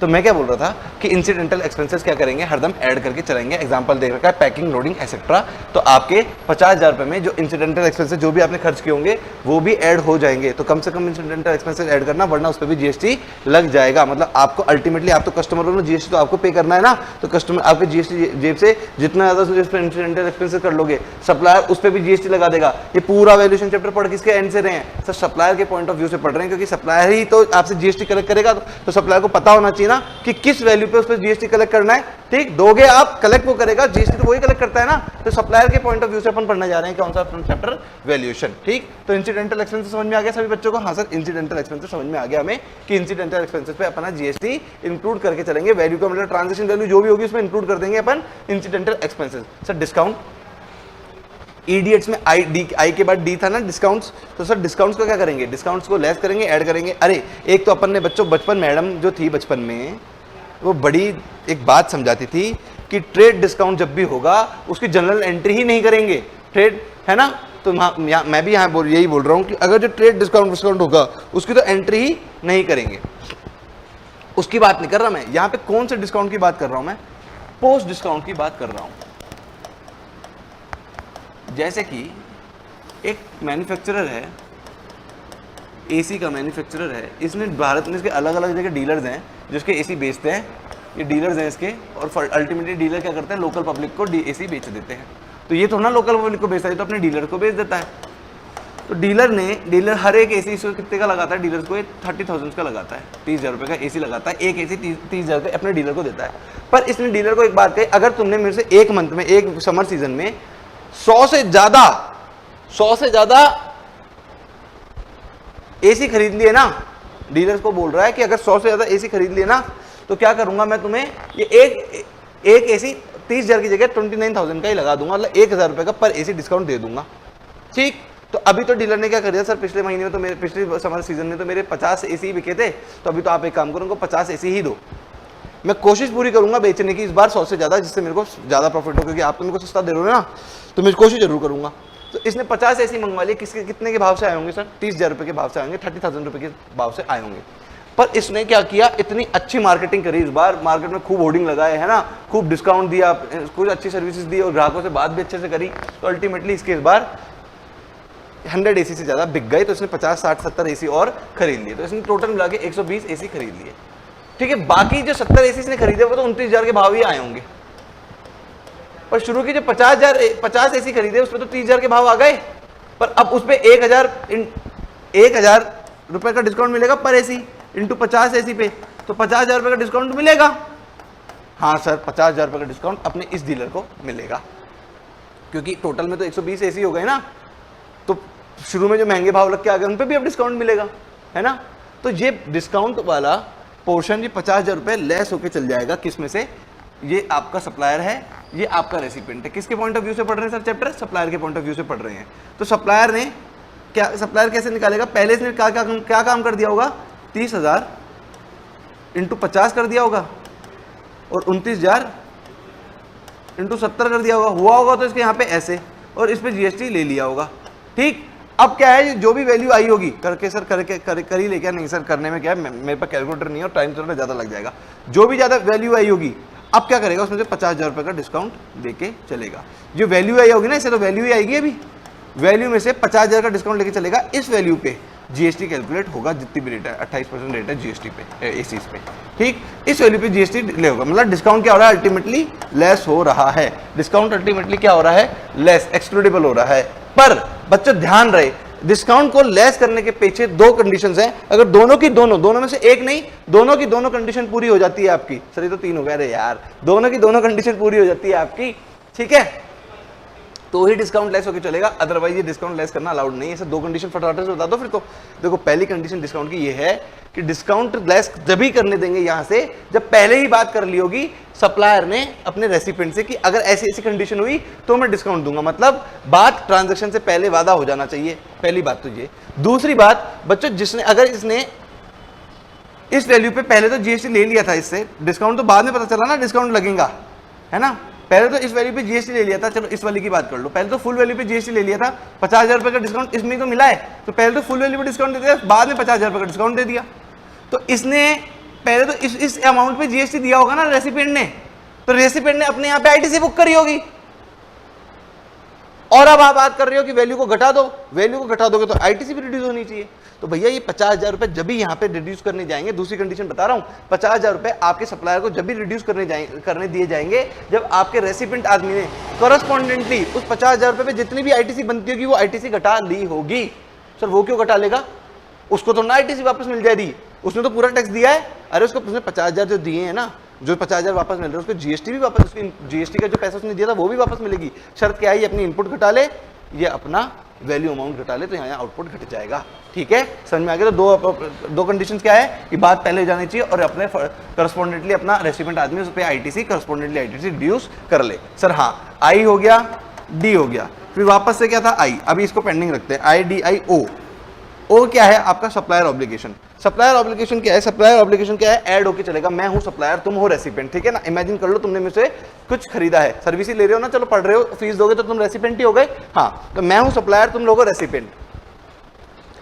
मैंने किसी से 50,000 रुपए उधार ले रखे थे, ठीक है, तो मेरे पास तुम 50 ही बच्चे हो, मैंने क्या कहा, मेरी फीस जो भी मेरे को दोगे ना, चलो 10,000 फीस हो, मान लो एग्जाम्पल ले रहे हैं कि 10,000 रुपये मेरी सब्जेक्ट की फीस है, तो मैंने कहा सब बच्चे मेरे को 9,000 रुपये देना, सब बच्चे तुम खुश हो गए, है ना। पर मैंने कहा पर मुझे 1,000 रुपये जो डिस्काउंट देना ना, वो डिस्काउंट नहीं है, वो मेरे को ना देके इसको दे देना। तो इसके पास इसके में अल्टीमेटली 50,000 रुपये पहुंच जाएंगे, क्योंकि तुम बच्चे 50 हो और 1,000 तुमने इसको पहुंचा दिए, तो मेरा उधार एक तरह से तुमने चुकती कर दिया। तो सप्लायर की ऑब्लिगेशन मीट किसने कर दी? रेसिपिएंट ने। सप्लायर की कोई ऑब्लिगेशन खड़ी थी 50,000 रुपये की, मीट किसने कर दी? रेसिपिएंट ने। तो इस वाले 50,000 को जो तुम लोगों ने दिए हैं मेरी वैल्यू में ऐड करा जाएगा कि हाँ सर बिल्कुल किया जाएगा, इस ऑब्लिगेशन को बिल्कुल ऐड किया जाएगा। ये रहा इंक्लूडेबल, क्या लिखा हुआ है? Obligation liability of supplier paid by recipient to third party on behalf of supplier. मेरे बिहाफ पे तो तुमने इसको 1,000 करके 50,000 रुपये पकड़े हैं, तो ये 50,000 रुपये सर अमाउंट बनेगा क्या 50,000 रुपये वैल्यू का? हाँ सर बिल्कुल बनेगा, अदरवाइज तो फिर मैं सारा ही अमाउंट कभी किसी को दिला दूंगा, कभी किसी को दिला दूंगा, फिर कुछ बचेगा ही नहीं, जीएसटी तुमसे कम से कम लेंगी, सरकार तो बहुत पागल बन जाएगी ऐसे। ठीक, इसलिए सप्लायर ऑब्लिगेशन को ऐड करके चलते हैं। सर IDIO-T बता दो सर। टी से क्या है? टैक्सेस। बहुत ही सिंपल है, टैक्सेस तो तुमने बचपन से पढ़ा है कि कोई भी टैक्सेस इसका पार्ट नहीं बनेंगे जिसपे फर्दर आईटीसी मिल जाती है, जैसे कि जैसे कि मैं एग्जांपल देता हूं तुम्हें, मान लो मैंने कोई माल मंगवाया, मैं सप्लायर हूं, सप्लायर नहीं, इस बार मैं कहाँ बैठा हूँ, बाहर बैठा हूँ, विदेश में बैठा हूँ, है ना, विदेश में बैठा हूँ, तुम लोग बैठे हो इंडिया में, तुमने मेरे से कोई माल मंगवाया, तो तुमने क्या किया, इंपोर्ट किया है, इंपोर्ट किया है तो तुमसे कस्टम भी लेगी सरकार और आईजीएसटी भी लेगी, ठीक। आईजीएसटी का तो तुम्हें इनपुट मिल जाएगा, पर कस्टम का इनपुट मिल जाता है क्या तुम्हें? सर कस्टम का तो इनपुट नहीं मिलता, ठीक। तो जिस टैक्सेस का तुम्हें इनपुट मिल जाता है वो तो क्या कर देना, लेस कर देना, और जिस भी टैक्सेस का तुम्हें इनपुट नहीं मिलता, ठीक, उसको यहां पे ऐड कर लिया जाएगा, ठीक। तो टैक्सेस के बारे में क्या कह रहा है, other taxes, example excise, VAT, custom duty, that is all old taxes, है ना, वो इंक्लूड कर लिए जाएंगे। और कब इंक्लूड नहीं होंगे, जब उनका आईटीसी मिल जाता होगा, ठीक। TCS is not a more over TDS deducted by recipient, not a question of supplier. यहाँ पे नहीं लिखी हुई है बात जो मैं बोल रहा हूँ, यहाँ पर बात है यही, अगर वो उस इनपुट मिल जाता है तो फिर वो यहाँ पे एक्सक्लूड होकर चलेगा, वहां पे एक्सक्लूड होकर चलेगा, अगर इनपुट नहीं मिल रहा है तो फिर वहां पे इंक्लूड होके चलेगा, ठीक है। हाँ सर ठीक है, टैक्सेस हो गया। एस बता दो सर, एस से आपका सब्सिडी। सब्सिडी क्या होती है? सब्सिडी इतनी सी बात है कि मैं हूं सप्लायर, तुम हो लोग हो रेसिपिएंट, मैंने तुमसे बोला कि आजकल ओला उबर ये खरीद, ओला उबर नहीं, क्या ये इलेक्ट्रिक व्हीकल खरीद रहे हैं ना, ओला की आ रही है इसलिए मेरे से ओला उबर निकल गया, ओला की या फिर हीरो की या फिर होंडा की या बजाज की, चलो बजाज का एक चेतक स्कूटर आ रहा है इलेक्ट्रिक में, तो बजाज वाले ने बोला वैसे तो स्कूटर 150 का है, तुम मुझे 140 ही दे दो, तो रेसिपिएंट आदमी चक्कर में पड़ गया, मैंने तो डिस्काउंट मांगा भी नहीं, 140 कैसे मांग रहा है ना। ऐसा कौन सा सप्लायर करता है? ये बोला, फिर तुमने पूछ लिया, अपनी एंजाइटी के चलते तुमने पूछ लिया भाई ऐसा क्यों, ऐसा क्यों कि 10,000 रुपए का डिस्काउंट क्यों? तो इसने बोला 10,000 रुपए मेरे को सरकार दे देगी, इलेक्ट्रिक व्हीकल बेचने में सब्सिडी है, तेरे को सब्सिडी है, 150 की जगह तेरे को 140 ही देने पड़े ना, पर मेरे को मेरे पूरा अमाउंट आएगा, 10,000 रुपए मेरे को आ जाएंगे। तो जब भी सब्सिडी गवर्नमेंट से मिलती है, जब भी सब्सिडी बच्चों आपको गवर्नमेंट से मिलती है, ठीक, तो वो ऐड नहीं होके चलेगी। क्या बोल रहा हूं ध्यान से, मतलब अब जीएसटी 140 पे कंप्यूट करूं या 150 पे? सर 140 पे, क्योंकि सब्सिडी किससे मिल रही है? तुम लोगों को गवर्नमेंट से मिल रही है, ठीक। पर अगर यही सब्सिडी नॉन गवर्नमेंट से मिल रही होती, मैंने बोला जा 130 का या 1 लाख रुपए का पेमेंट कर दे, तो तुमने फिर पूछ लिया क्यों? मैंने बोला कोई 50,000 की, कोई मेरे को 50,000 से एक एनजीओ वाले हैं, उन्होंने भारत में मुहिम उठाई है कि कोई भी व्हीकल खरीदेगा तो हम सप्लायर को 50,000 रुपये हम दे देंगे, 1 लाख रुपए रेसिडेंट खुद दे दे। तो ये 50,000 रुपये लेस करना अलाउड है कि सर? ये लेस करना अलाउड नहीं है। इसके पीछे लॉजिक है जो मैंने मेन क्लास में बताया था, अभी नहीं बताऊंगा, पर इतना ध्यान रख लो, अभी अगर सब्सिडी गवर्नमेंट से मिलेगी तो वो लेस हो जाएगी, एक्सक्लूड हो जाएगी, अगर वो नॉन गवर्नमेंट से मिलेगी तो इंक्लूड हो जाएगी। सर इंटरेस्ट बता दो सर, इंटरेस्ट अब बच गया सिर्फ इंटरेस्ट, आई बच गया इंटरेस्ट। इंटरेस्ट पे क्या है बच्चों, मैंने कोई माल आज बेचा तुम्हें, तुमने पैसे दिए नहीं, मैंने बोला कोई बात नहीं, 1 महीने का क्रेडिट पीरियड है, 1 महीने बाद पैसे दे देना। तुमने 1 महीने बाद पैसे नहीं, तुमने पैसे दिए 10 महीने बाद, मैंने 10 महीने बाद तो मैं तो बिचर गया। बिचरना मतलब जानते हो, जिद्दी बच्चे बिचर जाते हैं, है ना। तो बच्चों के जैसे करोगे, अरे यार तुमने मेरा पैसे पे इंटरेस्ट नहीं दिया, मैंने बोलूँगा 10 महीने बाद इंटरेस्ट तो देना पड़ेगा तुम्हें। अब तुमने बोला सर वो क्या होता है? मैंने बोला 1 महीने का क्रेडिट पीरियड दिया था, तुमने 10 महीने बाद पैसा दिया है, तो एक काम करो 9 महीने का क्या करो, इंटरेस्ट देना पड़ेगा।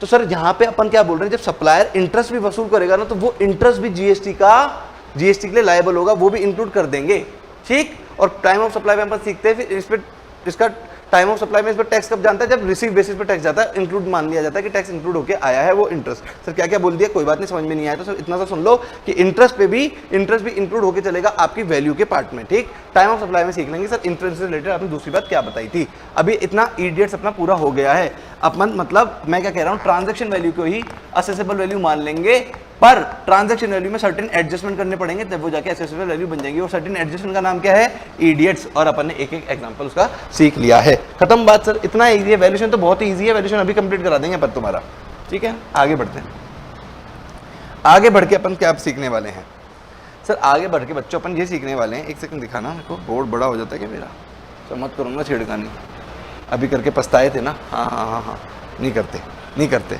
ठीक। सर आगे बताओ, आगे आपने वो चार्ट पे वापस आ जाओ 6.1 के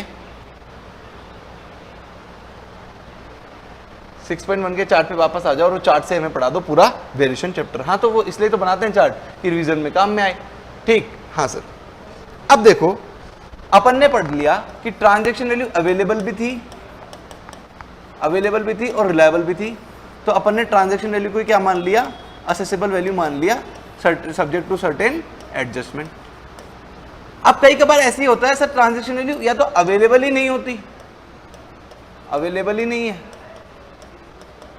या अवेलेबल तो है पर रिलायबल नहीं है, तो फिर एडजस्टमेंट असेसमेंट वैल्यू कैसे निकालेंगे?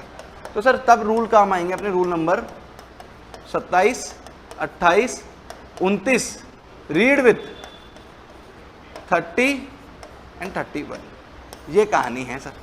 अब ये तो कहानी खत्म हो गई, ये कहानी बच रही है, ये कहानी अपन सीख रहे हैं अभी, ठीक सीख रहे हैं ना। क्वेश्चन मार्क क्या पता आता तो है अपन को, किसी से पूछना थोड़ी ना, खड़ा है ना तुम्हारे सर आपके साथ, ठीक। तो असेसेबल वैल्यू अभी क्या बोल रहे हैं, या तो ट्रांजैक्शन वैल्यू अवेलेबल ही नहीं थी या रिलायबल नहीं थी, ठीक है। अवेलेबल तो थी यहां पे पर रिलायबल नहीं थी, तो इन दोनों केसेस में या तो अवेलेबल ही नहीं थी या रिलायबल नहीं थी, तो इन दोनों केसेस में क्या करेंगे अपन को, रूल 27, 28, 29 रीड विथ 30, 31 पढ़ना पड़ेगा। सर ये क्या कहता है, तो आओ फिर ये क्या कहता है ये सीख लेते हैं। बच्चे ये कह रहा है, रूल नंबर 27 सबसे पहले पढ़ते हैं, मतलब रीड विथ 30 और 31 का क्या है, मतलब 27, 28, 29 हरदम लगेंगे, मतलब 27 से काम नहीं बना तो 28 और 29 पे नहीं जाएंगे, 30 और 31 पे जाएंगे, 28 से काम नहीं बना तो 30 और 31 पे जाएंगे, 29 से काम नहीं बना तो 30 और 31 पे जाएंगे, मतलब 30 और 31 तो तीनों के साथ ही पढ़ा जा रहा है, ठीक है। सबसे पहले रूल नंबर पढ़ते हैं 27 रूल कब लगता है सर, जब ट्रांजैक्शन वैल्यू अवेलेबल ही नहीं थी। सर ऐसा कैसे हो सकता है कि ट्रांजैक्शन वैल्यू अवेलेबल ही ना हो, पहले तो ये बताओ। 27 रूल नंबर 27 तो आप बाद में पढ़ाना, तो सबसे पहले ये बताओ ऐसा कैसे हो कैसे सकता है, हमें तो इतना, हमारी बुद्धि तो काम ही नहीं कर रही, ऐसा हो ही कैसे सकता है कि ट्रांजैक्शन वैल्यू अवेलेबल ही ना हो। मैं भी सोचो उसमें जो पड़ गया, अगर मैं स्टूडेंट होता तुम्हारी जगह तो मैं भी सोच में तो पड़ जाता कि यार ऐसा कैसे हो सकता है कि मार्केट में किसी ने कोई चीज़ बेच दी और हमें रेट ही नहीं ली, अमाउंट ही नहीं लिया उससे, कुछ तो लिया ही होगा ना सर। मैं बोल रहा हूँ ना बच्चों, सप्लाई चैप्टर में आपने पढ़ा था FOC supply, free of consideration supply, उसमें भी आपने इसको सप्लाई मान लिया था जब क्या था वो आरबीआई की एजेंसी। तो सर आपने सप्लाई तो मान लिया, वैल्यू कैसे निकालोगे, ये रहा वैल्यूएशन चैप्टर है आपका, रूल नंबर 27 उसी के लिए तो पढ़ा है। मतलब आपने सप्लाई चैप्टर में सीखा था कि अगर शेड्यूल 1 में कोई चीज ऐसी होती थी जिसपे फ्री ऑफ कंसिडरेशन भी, विदाउट कंसिडरेशन भी चीज चली जाए तो भी उसको सप्लाई मान लेते थे, सप्लाई तो मान लिया वहां पे, जीएसटी कैसे लोगे, अमाउंट तो पता ही नहीं है, तो अमाउंट सीख रहे हैं ना रूल नंबर 27 में। और बताओ सर, ट्रांजैक्शन वैल्यू अवेलेबल ही ना हो तो सर बस यही एक कुछ एग्जांपल है जिसमें ट्रांजैक्शन वैल्यू अवेलेबल ही नहीं है, ठीक है। सर दूसरा एग्जांपल बता सकते हो क्या? हाँ बता तो सकता हूँ, लो सुन लो फिर। पुराने गांव में क्या होता था, पहले गांवों के सिस्टम में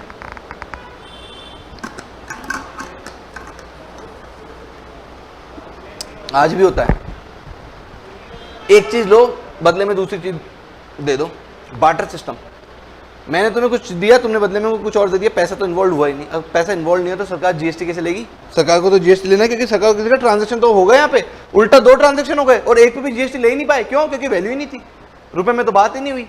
तो सरकार ने बोला ऐसे नहीं चलेगा, ट्रांजैक्शन वैल्यू अवेलेबल नहीं है तो हम रूल नंबर 27 के हिसाब से वैल्यू निकालेंगे और जीएसटी तो लेके चलेंगे, ठीक है। अब पढ़ लेते रूल नंबर 27, समझ में आ गया होगा तुमको 2-3 एग्जांपल से कि ऐसा मार्केट में हो तो सकता है। वेयर कंसिडरेशन नॉट होली और पार्टली इन मनी, जैसे बार्टर सिस्टम, शेड्यूल 1 दोनों ही होली और पार्टली इन मनी नहीं था ना, इसमें होली नहीं था शेड्यूल 1 में तो, और बार्टर सिस्टम में भी होली नहीं था, और कई का क्या था पार्टली कैश में आ गया, पार्टली कुछ और चीज आ गई, तब भी रूल नंबर 27 की हेल्प लेनी पड़ेगी, ठीक। तो रूल नंबर 27 क्या कहता है कि open market value of such supply ले लो, कि जैसे मान लो मैंने तुम्हें एक फोन बना के बेच दिया, मैंने तुम्हें एप्पल फोन बेच दिया और बोल दिया बदले में पैसे नहीं देने, पैसे दोगे तो जीएसटी लग जाएगा, बदले में क्या कर दो 2 फोन दे दो मेरे को एमआई के, वन प्लस के 2 फोन दे दो, तो क्या करूंगा मैं, तुम्हारा जीएसटी माफ कर दूंगा। तो ऐसे की तैसे तुम कैसे माफ कर दोगे? बोले मैं तो वैल्यू ही नहीं ले रहा ना, तो पैसे नहीं ले रहा, तो पैसे नहीं ले रहा, तो वैल्यू नहीं है तो जीएसटी सरकार जीएसटी निकालेगी। इसमें सरकार बोलती है रुक बे, हमारे पास सेक्शन 27 है तेरे जैसे लोगों के लिए। मैंने बोला अच्छा, बोले हाँ बिल्कुल। तो सर मैंने बोला ओपन फिर क्या लिख रखा है तुम्हारे सेक्शन 27 में? तो सरकार बोल रही है जो तूने आईफोन बेचा ना, जो तूने आईफोन बेचा, आईफोन है क्या सर? नहीं यार अभी कहाँ आईफोन है, ठीक। मैं तो वैसे नॉर्मल टेक्नोलॉजी का शौक ही नहीं, मैं तो नॉर्मल फोन रखता हूँ, फोन उठाना रखना इतनी बात है।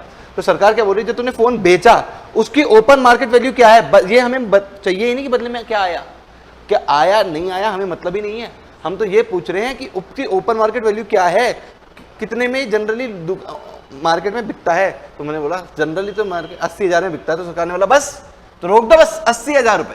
तुमने बोला ना 80,000 रुपए, ओपन मार्केट वैल्यू 80,000 में बिकता है तो बस 80,000 रुपए इस ट्रांजेक्शन की वैल्यू है, और 80,000 रुपए पे रेट ऑफ जीएसटी जो भी 12% 18% जो भी फोनों पे रेट है 18% है, 18% लगा देना और आपका जीएसटी निकल के आ जाएगा। ठीक, तो मैंने बोला अच्छा मतलब मैंने बदले में 2 फोन लिए, पैसे नहीं लिए तो भी जीएसटी लगेगा? सरकार ने बोला हाँ बिल्कुल तो भी जीएसटी लगेगा।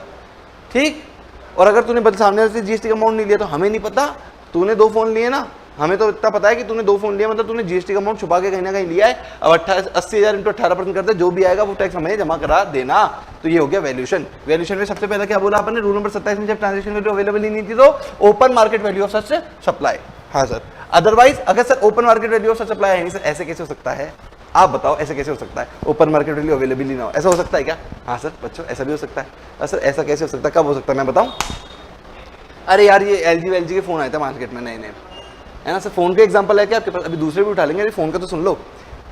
LG के नया नया फोन आया था, फिर चला नहीं, तुम्हें पता नहीं होगा पर आया था, है ना। गूगल ने भी फोन निकाला था बीच में अपना, ठीक, और उनको कोई खरीदने को तैयार नहीं यार, तो उनकी कोई ओपन मार्केट वैल्यू ही नहीं, उन्होंने कोई रेट तो बोली पर लोग उनको खरीदने को तैयार नहीं, तो वो उसने क्या किया, भारी डिस्काउंट दिए, बोले जो भी तुम्हारा पुराना फोन है ना उसके बदले में हम बढ़िया पुराना फोन बढ़िया रेट में खरीद लेंगे।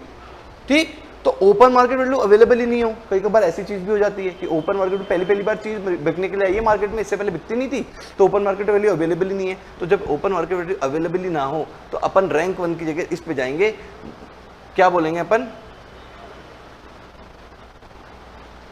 फिर बदले में जो आया है, क्या आया है तुमसे, मनी वैल्यू में अगर कुछ आया तो वो भी ले लेंगे, प्लस नॉन मॉनेटरी कंसिडरेशन आएगा। सर अब हमने तो पुराने 2 फोन दिए थे आपको, हमारा एग्जांपल सेम है, आपने चाहे एप्पल का फोन दिया हो चाहे LG का फोन दिया हो, हमारा एग्जांपल सेम है। हमारे एग्जांपल में हमने आपको 2 फोन दिए बदले में, तो नॉन मॉनेटरी कंसिडरेशन दिया ना तुमने मेरे को, तो नॉन मॉनेटरी कंसिडरेशन को क्या मान लूंगा मैं, उसकी वैल्यू निकालूंगा, नॉन मॉनेटरी कंसिडरेशन की जो भी वैल्यू होगी, नॉन मॉनेटरी कंसिडरेशन ही तो है वो, तुमने 2 फोन दिए जो, उसकी वैल्यूशन निकाल लूंगा, पुराने मार्केट में पूछ लूंगा कितने में बिक रहा भैया ये, मतलब इस बार जो चीज गई उस पर यकीन नहीं किया जा रहा, जो चीज आई उस पर यकीन किया जा रहा है। ठीक, तो यकीन आया क्या, 2 पुराने फोन की वैल्यू निकालूंगा। अगर तुमने मान लो 5,000 रुपए भी दिए मेरे को, तो 5,000 रुपए प्लस दोनों पुराने फोनों की वैल्यू, वो ही मान लिया जाएगा आपका वैल्यू। चल, तो हो सकता है पहले से एग्जाम 80,000 निकल गया था पर पहले तो था ही नहीं, तो क्या करें सर, था नहीं तो ही सेकंड पे आएंगे, और सेकंड से मान लो 70,000 ही आया, तो 5,000 प्लस 65,000, दोनों वैल्यू की वैल्यू 65,000 ही निकल के आई और 5,000 कैश दिए थे, तो 70,000 रुपए क्या ले लेंगे, आपका अमाउंट ले लेंगे वैल्यूएशन के चैप्टर हिसाब से, आपका 70,000 निकल के आएगा। सर ठीक है, ओपन मार्केट वैल्यू भी नहीं थी, और ये पुराने फोन की जगह ना हमने एंटिक गांधी जी का चश्मा दिया था, तो निकाल लो इसकी वैल्यू, जो एंटिक्स की तो वैल्यू नहीं निकाल सकते, करोड़ भी हो सकती है, अरब भी हो सकती है, ये 2 रुपए भी नहीं हो सकती, है ना, फालतू चीज दे दी तो मेरे को लगा एंटिक की वैल्यू भी नहीं हो सकती। फिर क्या करें, तो जब ऐसा हो जाए कि फर्स्ट ऑप्शन भी यूज नहीं कर सकते, सेकंड यूज भी ऑप्शन यूज नहीं कर सकते, तो फिर क्या करेंगे, आईफोन तो नहीं, आईफोन के जैसा कोई फोन की सिमिलर सप्लाई की वैल्यू ढूंढ लेंगे। सर दूसरी कंपनी सिमिलर चीज बेच रही है, गूगल ने बेचा अपना फोन निकाल के, तो गूगल के जो फोन बेचा उसकी वैल्यूशन ओपन मार्केट वैल्यू तो नहीं थी, वो नहीं थी, तो तुम सेकंड ऑप्शन पे आए, सेकंड ऑप्शन पे तुम्हारे नॉन मॉनेटरी कंसिडरेशन में ऐसी चीज आ गई थी जिसकी तो वैल्यूशन नहीं निकाल सकते थे, तो तुम्हारे को थर्ड ऑप्शन में जाना पड़ा। थर्ड ऑप्शन में क्या कह रहा है कि गूगल ने जैसा फोन निकाल रखा है ना, जिन जिन फीचर का, जितनी स्क्रीन का, जितने मेगाहर्ट्ज का, जितना प्रोसेसर का, जितना हार्ड डिस्क का, है ना, मतलब स्टोरेज का, उतना ही कोई दूसरा, वैसे क्या वैसे सेम फीचर का कंपनी कोई दूसरा बेच रही है क्या, बोले हाँ बेच रही है, वो कितने ले रही है, वो ले लो सर, वो तो 60,000 ले रही है, तो 60,000 बना दो सर, वो तो 80,000 ले रही है, तो 80,000 बना दो, जो भी वैल्यू सिमिलर सप्लाई में जा रही है उसकी ले लो। सर ठीक है, ये पूरा का पूरा फर्स्ट रैंक 1 में 3 तरीके थे, तो 3 में भी प्रायोरिटी थी, प्रायोरिटी फर्स्ट, सेकंड और थर्ड। अगर रैंक 1 पूरी नहीं लग पाई तो क्या करेंगे सर, तो फिर सर रीड विथ 30 और 31 बोला था ना, तो 30 में जाएंगे। 30 में क्या लिखा हुआ है, अरे फोन बनाने में कुछ तो कॉस्ट आई होगी, कुछ तो कॉस्ट आई होगी, कॉस्ट प्लस 10% कर दो, तो मतलब कॉस्ट का 110% कर दो, वही वैल्यू ले लेंगे। अगर कॉस्ट तुम्हारी 50,000 आई है तो 10% और जो दो, जो कि होता है 5,000 रुपए, तो 55,000 तुम्हारे क्या ले लेंगे, वैल्यूशन ले लेंगे। और सर 30 से भी कास्ट नहीं बना हमारे पास, तो कॉस्ट भी नहीं है, कॉस्ट भी नहीं, हम तो कुछ नहीं है, टोटल अंधेरे में है ना, हम ना ओपन मार्केट वैल्यू है ना, नॉन मॉनेटरी कंसिडरेशन की वैल्यू है ना, सिमिलर सप्लाई कोई मार्केट में ऐसा कोई चीज बेच रहा है ना, हमें कॉस्ट मालूम है, हम ना तो टोटल अंधेरे में बैठे हैं, जैसे कि तुम बैठे हो।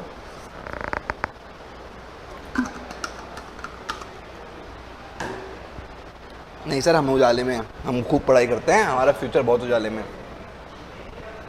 तो अगर चारों तरफ अंधेरा छा जाए तो क्या करेंगे, बेस्ट जजमेंट असेसमेंट निकाल के यहाँ पे चलेंगे। ठीक है बच्चों, हाँ सर ठीक है, थोड़ा बहुत तो समझ में आ रहा है।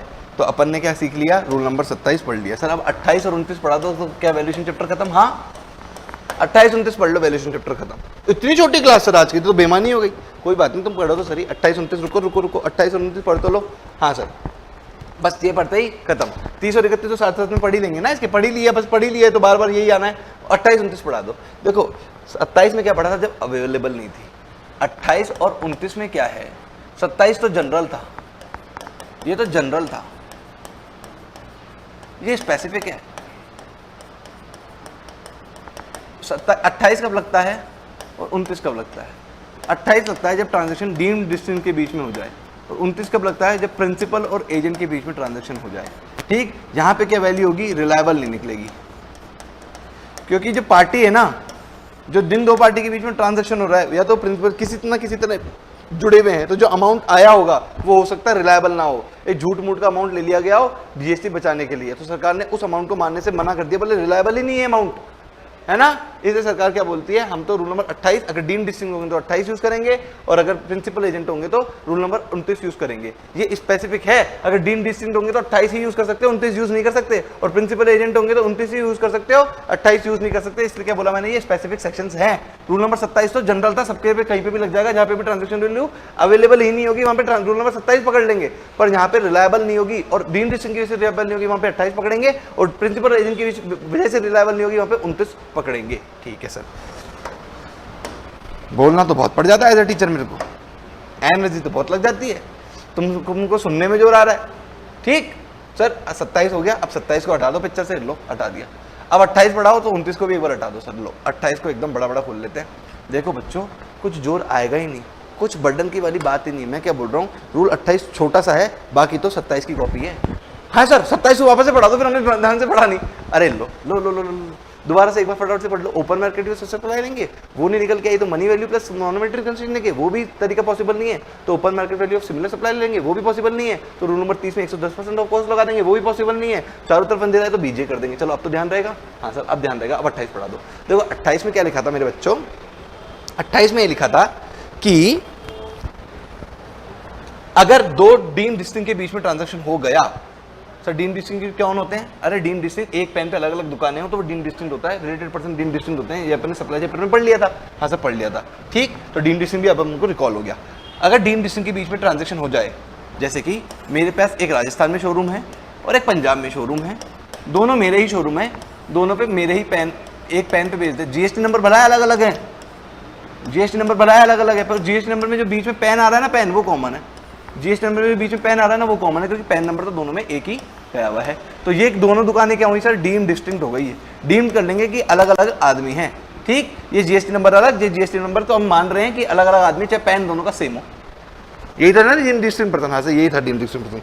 अब मान लो मैंने 50 थार शोरूम के लिए, महिंद्रा की थार जो आती है ना, 50 थार यहाँ करी थी, 50 थार यहाँ करी थी, और यहाँ की थार तो फटाफट फटाफट 1 महीने में बिक गई, और यहाँ की 20 थार तो बिक गई। आजकल वैसे तो जयपुर में भी खूब थार बिक रही है ना, और 30 थार पड़ी रह गई, कोई खरीदने नहीं आ रहा।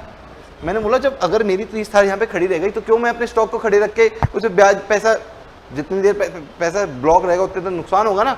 तो मैंने क्या किया, फटाफट से 30 की 30 थार यहाँ भिजवा दी। बोले पंजाब से जल्दी जल्दी बिक रही है, पंजाब में बिक जाएगी। ठीक, तो एक्चुअली क्या ये सप्लाई है, मैंने दोनों एक शोरूम से निकाल के दूसरी कार से शोरूम में अपने माल भेज दिया, तो क्या सप्लाई है सर? सप्लाई वाला तो क्वेश्चन ही नहीं उठता ना, वो तो सप्लाई चैप्टर में उठता था। तो नालायक को उठता था तो बताओ ना आंसर कि सप्लाई है नहीं है। सर आपने शेड्यूल 1 में पढ़ाया था कि आरबीआई की एजेंसी फ्री ऑफ कंसिडरेशन, मैंने कुछ रुपए नहीं लिए पंजाब वाली अपने शोरूम से, क्योंकि मेरी तो दुकान है, तो कोई रुपए नहीं आए, तो फ्री ऑफ कंसिडरेशन हो गया। तो इसमें शेड्यूल 1 की दायरा आ गया क्या सर? हाँ दायरा आ गया, क्योंकि ये आरबीआई की एजेंसी में आर हो गया, रिलेटेड पर्सन हो गया, deemed district person related person होते हैं। तो ये शेड्यूल 1 के हिसाब से सप्लाई तो बन गई। अब सप्लाई बन गई तो वैल्यूएशन तो निकालनी पड़ेगी, तो वैल्यूएशन निकाल रहे हैं रूल नंबर 28 में। तो वैल्यूएशन क्या कहता है कि ये जो डिक्लेयर करे ना भैया आपका सप्लायर, यही तो है, ये तो रेसिपिएंट है। तो जो और वैल्यूएशन चैप्टर पढ़ के इसके रहे हैं सप्लायर के एंड से, तो भैया जो सप्लायर रूल नंबर 28 में सबसे पहले क्या कह रहा है, वो रूल नंबर 28 में सबसे पहले कह रहा है कि जो सप्लायर जो भी वैल्यू डिक्लेयर करे वही वैल्यू आप क्या कर लेना, कंसिडर कर लेना।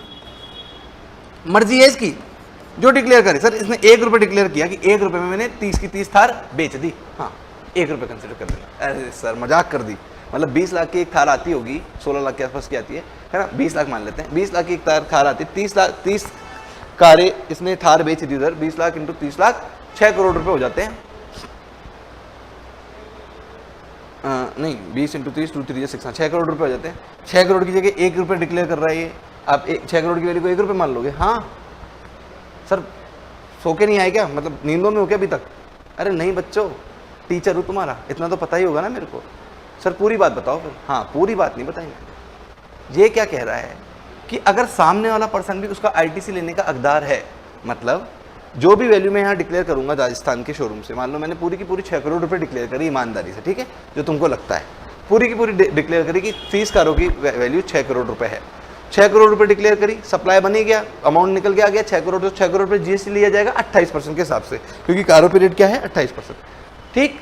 6 करोड़ पे 28% से जो भी अमाउंट बना 30% मान लो, मेरे लिए कैलकुलेशन के लिए इजी हो जाएगा, 6 3 जा 18, 1.8 करोड़ रुपीज टैक्स का अमाउंट बना, तो 1.8 करोड़ रुपीस मैं क्या करूंगा, सरकार को जमा करा दूंगा। राजस्थान का शोरूम वाला, सप्लाई बन गई ना क्योंकि, तो राजस्थान का शोरूम वाला 1.8 करोड़ रुपए सरकार को जमा करा देगा। तो क्या सरकार के पास 1 करोड़ 80 लाख रुपए आ गए? सरकार ताता तैया करना शुरू कर दे, बंगड़ा पाना शुरू कर दे सरकार, है ना, उसी थार में बैठ के? नहीं सर, नहीं कर सकती, क्योंकि सरकार के पास 1 करोड़ 80 लाख रुपए आए नहीं है, वो यूं की यूं इसकी आईटीसी में चढ़ गए हैं।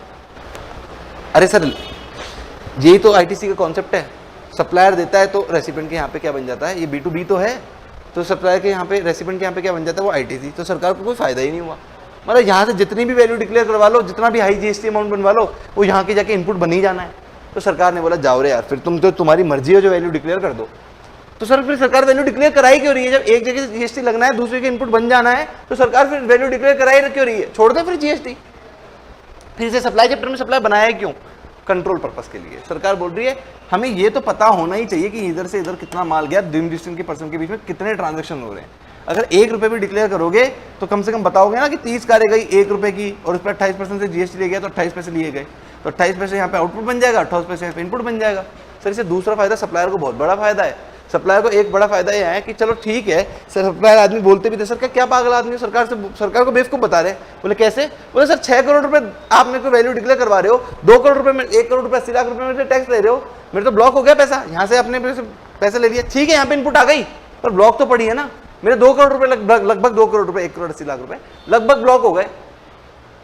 इसका ब्याज कौन देगा? आपने सरकार पे उंगली उठा दी, सरकार बोल रही ठीक है, तो हम तुम्हें बोल रहे हैं ना वैल्यू डिक्लेयर, जो तुम्हारी मर्जी है यार, जल्दी जल्दी करते हैं ना। If recipient eligible to book ITC, recipient अगर बुक करने के लिए एलिजिबल है आईटीसी बुक करने के लिए, तो ही then declared value will be open market value, assessable value, उसी को मान लेंगे जो भी आपका डिक्लेयर होगी। और कब मान लेंगे? जब ये आईटीसी बुक करने के लिए एलिजिबल होगा, हकदार होगा, सारे वो 12 कंडीशन सारी फुलफिल करके आता होगा, तो फिर जो वैल्यू डिक्लेयर करेगा उसी को सरकार मान लेगी वही वैल्यू है। सर अगर वैल्यू नहीं लगी तो फर्स्ट कॉन्सेप्ट नहीं चला, तो अब बच्चों ये तो यही तो बात हो गई, अगर फर्स्ट नहीं चला तो क्या करेंगे? मैं बता देता हूं। अगर सप्लायर ने रेसिपिएंट को यहां माल बेचा और ये वैल्यू डिक्लेयर करने में अक्षम रहा, मतलब ये ना बता ही नहीं पाया कि वैल्यू डिक्लेयर किया है, इसका मन नहीं किया, ये बताया नहीं इसने, तो सरकार क्या बोली, अच्छा तुम तो वैल्यू डिक्लेयर कर नहीं रहे, सामने वाला आईटीसी लेने के लिए अधिकार है, तो एक काम हम क्या करते हैं, ये भी तो आगे माल बेचेगा, ये भी तो थार इसने इसलिए ली थी कि आगे बेच दे, तो ये जितने में भी बेचेगा, जैसे मान लो इसने 240 रुपए में कोई चीज बेची, तो माना जाएगा इस 240 का 90%, 9 से मल्टीप्लाई होती होगी चीज, ऐसा निकालते हैं, 9 9 जा 81, 180 रुपए में कोई चीज बेच दी इसने आगे, है ना, जो भी है यार वैल्यू, अब वो सेम एग्जांपल मत करो, थार का थार 180 में कैसे बिकी, ठीक, तो 180 का 18%, तो जो भी आता है ना, वही मान लेंगे इसकी वैल्यू, मतलब प्राइस 2 का 90% क्या आ जाएगा, प्राइस 1, ये मान लेंगे। क्या बोल रहे हैं? If goods are intended to further sale, अगर ये फर्दर सेल होनी है, पर कंडीशन क्या है, ये रिलेटेड पार्टी को नहीं होनी चाहिए, ये डिस्टिंक्शन को नहीं होनी चाहिए, फिर तो ये वैल्यू भी रिलायबल नहीं है। अरे भैया ये वैल्यू जो हुई, इसको रिलायबल नहीं मान रहे, तभी तो रूल नंबर 28 लगा रहे हैं, और रिलायबल क्यों नहीं मान रहे? क्योंकि ये डीम डिस्टिंक्ट थे, इसलिए प्राइस 2 वो एक अनबायस्ड प्राइस है, वो एकदम फेयर प्राइस है, इसलिए प्राइस 2 का 90% लेंगे और उसको वैल्यू मान लेंगे, ठीक। If goods are intended to further sale and sale of same goods sale made to ये अनरिलेटेड पार्टी होना चाहिए। It is only goods then assessable value will be 90% of price 2। Price 2 का 90% क्या मिल लेंगे, प्राइस 1 निकाल लेंगे। और ओनली गुड्स के केस में पॉसिबल है, सर्विस के केस में तो दिखेगा ही नहीं ना कि यहाँ से शोरूम से कौन सी सर्विस गई थी और वो आगे किस सर्विस बिकी, सर्विस तो दिखती थोड़ी ना है। तो इसलिए सिर्फ गुड्स के केस में ही अप्लाई होता है। और मैन्युफैक्चरिंग भी नहीं, सेम का सेम गुड्स बिकना चाहिए। अगर यहाँ से कुछ गुड्स गया था, लेदर की सीटें गई थी, शोरूम से गई थी लेदर की सीटें, राजस्थान से पंजाब गई थी, और वो कार में लग के कुछ मैन्युफैक्चर होके सील सिलाई होके कलर होके बिक गई आगे, तो सर तो फिर तो ये प्रोविजन अप्लाई नहीं है। तो फिर ये सेकंड जो बात जो कह रहा है ना 90 प्राइस 2 प्राइस 1 90% ऑफ प्राइस 2, तो ये बात एप्लीकेबल नहीं है। ये बात एप्लीकेबल जब है जब सिर्फ गुड्स यूं की यूं बिक रहा हो और अनरिलेटेड पार्टी को बिक रहा हो, सेम का सेम गुड्स बिक रहा हो, है ना। ठीक है सर। अगर सर रैंक 1 नहीं लगा पाए, रैंक 2 नहीं लगा पाए, रैंक 1 में क्या सीखा था भाई, जो वैल्यू डिक्लेयर है, रैंक नंबर 2 में क्या सीखा भाई, प्राइस 2 का 90%। अगर रैंक 1 भी नहीं लगा पाए, 2 भी नहीं लगा पाए, तो क्या करेंगे, तो बस अभी तो मैंने बताया 27 का यू की यूं हूबहू 27 उतार देंगे। लो सर 27 उतार दिया। Open market value of such supply, sir ये काटा हुआ है क्योंकि वहां से कुछ आ नहीं रहा ना, इसलिए काटा हुआ है। Open market simply supply 110% of cost badges में रूल नंबर 28 हो गया। लो 29 बचा, 29 कर लेते हैं। इससे ज्यादा सिंपल क्या होगा, कौन सा चैप्टर निकल के आएगा तुम्हारे। हाँ सर पढ़ा तो धमाधम रहे हो आप, आज तो फॉर्म में आयो। अरे फॉर्म में आना ही पड़ेगा ना, रिवीजन क्लासेस है, जल्दी जल्दी पढ़ाना पड़ेगा। ठीक है, तुम्हारा पूरा जीएसटी कुछ घंटों में कंप्लीट कराना पड़ेगा मेरे को, इसलिए फॉर्म में तो आना ही पड़ेगा। और इस पे भी मेरी स्पीड तुम 1.5 कर दोगे, है ना, 1.5 पे कर दोगे मेरे को पता है।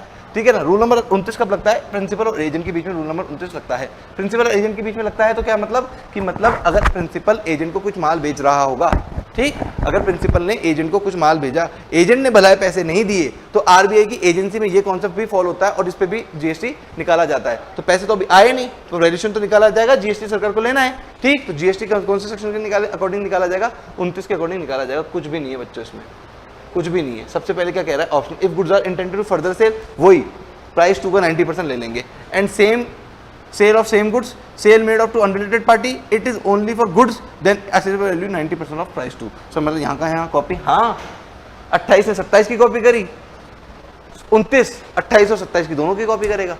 ठीक है, तो ये लो कॉपी कर ली। अगर रैंक 1 नहीं चला तो ऊपर ये लो 27 की कॉपी देख लो, फिर ऊपर market such supply 110% cost based assessment, खत्म बात। Provision 110% of cost for manufacturer and trader mandatory for all service provider, it is optional. ठीक, सर्विस प्रोवाइडर में ये ऑप्शनल है, 110% ऑफ कॉस्ट लगाओ, यूज करो चाहे मत करो। ठीक है ना, डायरेक्ट 32 में बीजीए पे चले जाओ, क्योंकि सर्विस के केस में है ना कॉस्ट पता नहीं लगाई नहीं जा सकती जल्दी से, है ना, इसलिए ये बात कह दी। सर हो वाह, मतलब जितनी टाइम 27 ने लिया उसका आधा टाइम 28 ने लिया और उसका भी आधा टाइम 29 ने लिया, और आपके कहे के अकॉर्डिंग सर आपका वैल्यूएशन चैप्टर खत्म हो जाता है। नहीं झूठ बोल रहा था मैं तुमसे, तुम्हारा इंटरेस्ट बना रहा है, तुम्हारी कमर सीधी रहे, ऐसा लगता है ना कुछ देर का ये और पढ़ लेते हैं, इसलिए मैं झूठ बोल रहा था। माफ करोगे मेरे को, मतलब मैंने तुम्हारी भलाई के लिए झूठ बोला, फिर भी मेरे को माफ नहीं करोगे। मत करो, मेरा क्या जाता है, मैं तो पढ़ाऊंगा, तुम्हें रुकना है तुम रुको, मतलब नहीं रुकना है तो मत रुको। हाँ भाई पढ़ाओ सर, मजबूरी है हमारी भी आपकी सुनना। हाँ तो जाओगे भी किधर मेरे को छोड़ के तुम, है ना। मेरे से जुड़े रहने में तुम्हारा फायदा है बच्चों। रूल नंबर 31, रूल नंबर 31 क्या कहता है, लॉटरी की टिकट मालामाल वीकली, मालामाल वीकली में वो अपना एंथनी था, देखिए ना मालामाल वीकली, हाँ सर देखिए। और वो सर ऐसी बातें किया करो, हमसे ये पढ़ाई वढ़ाई की बातें मत किया करो। चलो वो बात कर लेते हैं। एंथनी क्या करता है, टिकट खरीद के लाता है।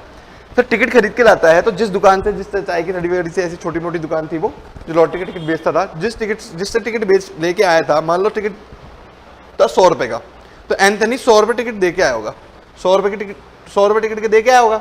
भला है उसमें लॉटरी अमाउंट 1 करोड़ का निकला था उसके, चाहे एक लॉटरी अमाउंट कुछ भी हो, पर टिकट का अमाउंट कितना था, 100 रुपये। तो सप्लायर ने 100 रुपये के साथ साथ जीएसटी का अमाउंट भी लिया था क्या। सर यही बोल रहे हैं, रूल नंबर 31 में यही पढ़ रहे हैं। 30 31 29 30 तो पढ़ 30 31 तो पढ़ लिया ना। अब क्या कर रहे हैं अपन, 31A 31 में यही पढ़ रहे हैं कि जब एंथनी ने 100 रुपये टिकट के दिए तो 100 रुपये में जीएसटी का अमाउंट इंक्लूडेड माना जाएगा, इंक्लूडेड माना जाएगा साहब, इंक्लूडेड माना जाएगा। सर एक बार बताओ, ऐसा हो सकता है ना कि लॉटरी का टिकट लॉटरी वाला खुद 50 रुपये में ही खरीद के लाया था, ठीक है, अब वो उसने डिसाइड किया था कि वो एंथनी जैसे लोगों को उस गांव में सबको टिकट 100 रुपये की बेचेगा, पर गांव वाले बहुत समझदार हो गए। गांव वालों ने बोला इस फालतू के धंधों में हम ध्यान नहीं देंगे, हम तो अपनी मेहनत मजदूरी करेंगे, किसान खेती बाड़ी करेंगे और उस पर ध्यान देंगे, शॉर्टकट तरीके से अमीर नहीं होंगे। तो किसी ने भी टिकट खरीदने पहुंचा ही नहीं, ठीक, कोई भी टिकट खरीदे पहुंचे नहीं तो परेशान हो गया, बोले मैं तो टिकट खरीद के लिया है 50-50 रुपए के इतने सारे टिकट, तो वेस्ट हो जाएंगे, मैं तो लॉटरी के टिकट बेचने का धंधा है, लॉटरी खुलवाने का धंधा थोड़ी ना है। तो बोले अब क्या करें, बोले इसने 80 रुपए कर दिए, बोले 80 रुपए में खरीद लो, गाँव वाला 80 रुपए में। तो अब सरकार क्या करे, 80 रुपए पे जीएसटी, 80 रुपए को इंक्लूडिव जीएसटी माने 100 रुपए को, ठीक। और अगर ज्यादा बिक रहे थे तो उसने बोला ये तो 100 रुपए से ज्यादा महंगा बेच सकता हूँ, 100-150 रुपए कर दिया। तो सरकार क्या करे इसके, 100 रुपए पे जीएसटी इंक्लूडिव अमाउंट मान लिया 150 रुपए, तो जितने में which ever is higher higher higher चलेगा यहाँ पे, ठीक। फेयर वैल्यू क्या थी 100 रुपए, और अगर हायर में बेचा तो हायर अमाउंट निकल के आएगा, लोअर में बेचे तो 100 रुपए हायर निकल के आएगा ना, समझ में आ ही गया होगा तुम्हें, ठीक है ना।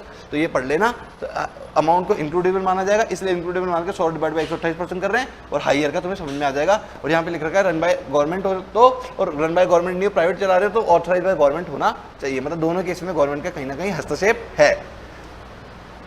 अब रूल 32 कर रहे हैं, चलो लास्ट प्रॉमिस, रूल 32 कर लो फिर चले जाना। हाँ सर प्रॉमिस, सर इस बार प्रॉमिस बच्चों, मेरे बच्चों इस बार प्रॉमिस। तो रूल नंबर 32 में क्या पढ़ाने वाले हो सर? सर रूल नंबर 32 में 6 टॉपिक पढ़ाने वाला हूँ। हेलो सर, इसलिए प्रॉमिस किया आपने, मतलब रूल नंबर 32 बड़ा है। अरे बड़ा कहाँ है यार, रावण से दिखने में बड़ा है, उससे हिम्मत तो करो लड़ने की, है ना। पाप से दिखने में बड़ा है, उससे तो हिम्मत तो करो लड़ने की, वो अपने आप ही छोटा हो जाएगा। रूल नंबर 32 में पढ़ना तो शुरू करो, ऐसे खत्म हो जाएगा ऐसे, ठीक। रूल नंबर 32 क्या कह रहा है? सबसे पहले फॉरेक्स डीलिंग, फॉरेक्स डीलिंग मतलब फॉरेक्स का डीबीटी ट्रांजैक्शन होगा तो उस केस में वैल्यूएशन कैसे निकालेंगे, ठीक। फिर बोल रहा है वो एयर ट्रेवल एजेंट के बारे में, एयर ट्रेवल एजेंट के बारे में, ये लो एयर ट्रेवल एजेंट के बारे में बात कर ले। अरे ये तो इतना ईजी है, 2 मिनट में बात खत्म हो जाएगी। फिर बोल रहा है इंश्योरेंस इंश्योरेंस सर्विस के केस में, इंश्योरेंस का बिजनेस का जब होगा उसमें जो प्रीमियम आएगा उसमें जीएसटी कैसे निकालेंगे। सर बहुत आसान है ना, क्योंकि पढ़ने की जरूरत कैसे पड़ रही है। फिर निकालेंगे सेकंड हैंड गुड्स के केस में। फिर 7वां टॉप ये यार 7वां, 1 2 3 4 एक रह गया क्या? एयर ट्रेवल एजेंट, हाँ हाँ वाउचर, ये आ गया वाउचर। अरे ये तो 1 मिनट का टॉपिक है। और लास्ट में आ गया गुड्स रिपोजेस। अरे बच्चों सारे टॉपिक बहुत छोटे छोटे हैं, मैं समझा देता हूँ। सबसे पहले फॉरेक्स डीलिंग पे आ जाता हूँ। लो आओ फिर आओ फॉरेक्स डीलिंग पे आते हैं। अरे जिस बच्चे को पानी वानी पीना है पी लो, बिना डरे पी लो। अरे डरो मत चैप्टर से। अरे मैं खड़ा हूँ समझाने के लिए, वो भी रिवीजन क्लास में। पहले तो समझ ही सीखो, पहले से तुम थोड़ा बहुत तो तुम्हारी बुद्धि में आई, सिर्फ एक धूल की परत ही तो आई है जो अपन हटाने आए हैं यहाँ पे। तो डर किस ले रहे हो तुम, जब तुम्हारे सर तुम्हारे साथ खड़े हैं। अरे मेरा बस चलता तो मैं एग्जामिनेशन सेंटर तक तुम्हारे साथ जाता, पर कहीं तो तुम्हें अकेला, युद्ध में अकेला छोड़ना ही पड़ेगा ना। कोई बात नहीं, डरने की कोई बात नहीं, अभी तुम्हें सब कुछ आ जाएगा।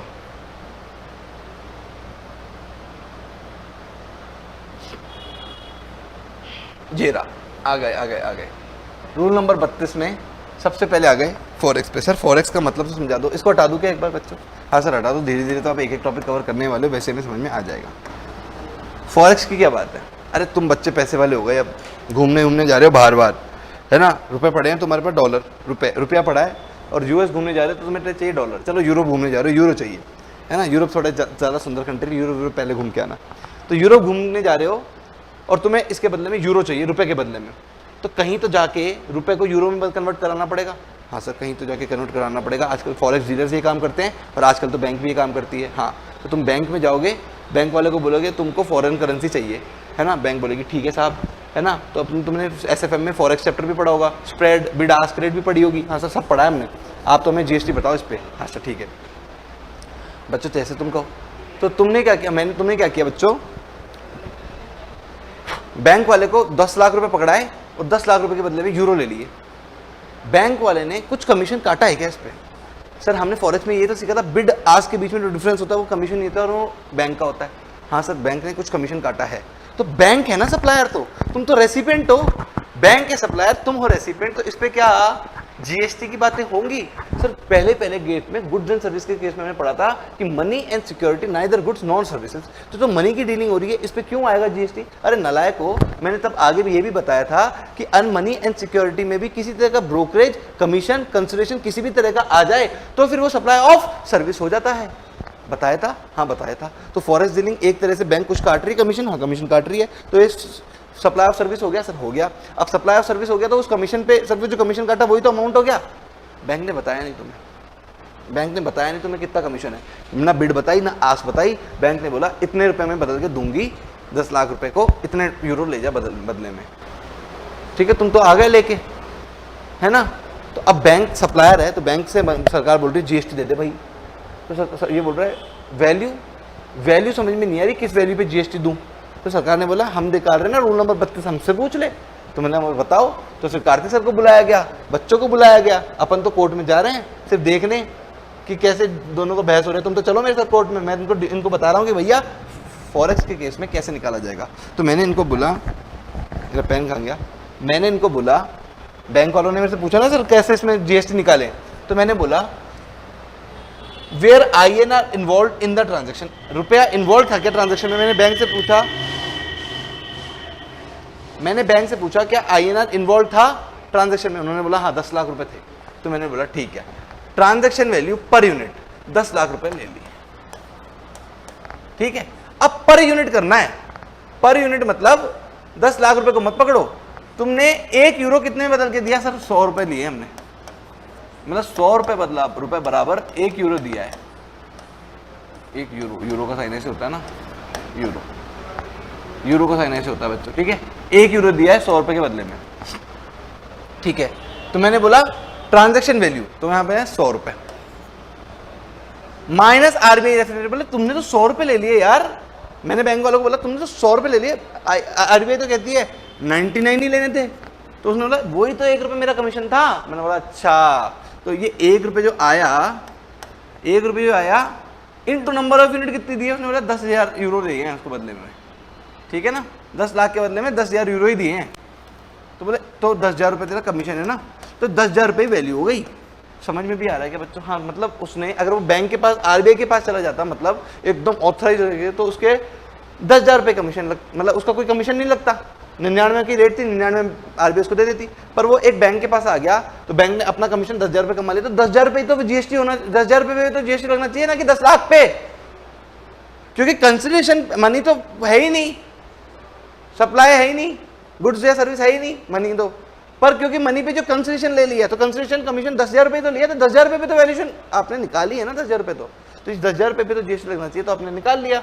कितना रुपए, 10,000 रुपये। तो अपन ने फॉरेस्ट डीलिंग के केस में पहला केस तो पढ़ लिया कि भैया ये 10,000 रुपये पे क्या लगेगी, आपकी जीएसटी लगेगी, यही अमाउंट है, पूरे 10 लाख पे नहीं लगेगी, सिर्फ 10,000 रुपये पे जीएसटी लगेगी। रेट जो भी है, रेट तो देख लेना फॉरेस्ट डीलिंग पे रेट कितनी है, ठीक है ना। मैंने पूछा सर बैंक से दोबारा में, बोले नहीं रुपए तो इन्वॉल्व नहीं था, मतलब रुपए तो इन्वॉल्व था पर हमारे पास RBI की रेफरेंस रेट नहीं है। मैंने बोला अच्छा 10 लाख रुपए तो मतलब रुपए तो इन्वॉल्व था, where INR is involve but RBI reference rate is not available, ठीक। तो मैंने क्या किया, 100 रुपए तो पकड़ा, अब माइनस करने के लिए मेरे पास कुछ नहीं है, तो मैंने क्या कर दिया, इसका 1% ले लिया, क्योंकि RBI की रेफरेंस रेट मेरे पास है ही नहीं। तो मैंने क्या बोला, 1% कमीशन चार्ज किया होगा मैंने, लगभग मैंने 1% कमीशन चार्ज किया होगा। ये रूल बता रहा है, जीएसटी का रूल बता रहा है, रूल नंबर 32, फॉरेक्स डीलर को मानना पड़ेगा, ये बैंकिंग वालों को मानना पड़ेगा ये। बोले अच्छा, इनटू नंबर ऑफ यूनिट्स, वही 10,000, सेम आंसर निकल के आएगा क्या, हाँ सर गलती से सेम आंसर निकल के आएगा, ठीक। तो 10,000 रुपये पे ही वापस से क्या बन लिया जाएगा, वैल्यूएशन निकल के आ जाएगा, ठीक है। मैंने बैंक वालों से तीसरा वापस से पूछा, 3 ट्रांजेक्शन किए थे बैंक वालों ने अलग अलग डेट पे। मैंने तीसरे ट्रांजेक्शन के लिए बैंक वालों से फिर पूछा क्या रुपया इन्वॉल्व था क्या। उसने बोला नहीं, सामने वाला तो खुद ऑस्ट्रेलिया का आया था, ऑस्ट्रेलिया का डॉलर लाया था, बदले में यूरो ले गया, वो इंडिया का आदमी था ही नहीं। तो मैंने बोला मतलब रुपया इन्वॉल्व ही नहीं था। उसने बोला हाँ रुपया इन्वॉल्व ही नहीं था, where INR not involve, foreign currency dollar लाया और यूरो ले गया। लो मेरा एग्जांपल भी सेट हो गया, डॉलर लाया, ऑस्ट्रेलियन डॉलर लाया और यूरो ले गया। तो अब क्या करूं, मतलब अब कमीशन की रेट कैसे निकालूं। बोले अब कमीशन तो दिक्कत हो गई। तो बोले पहले दोनों करेंसी को इंडियन करेंसी में कन्वर्ट करो, डॉलर को भी यूरो को भी। तो मतलब RBI की रेफरेंस रेट से मल्टीप्लाई करके आपने डॉलर को जितने, मान लो उससे आपके पास 5,000 डॉलर लेके आया था वो, ये कौन सी नई चीज आ गई,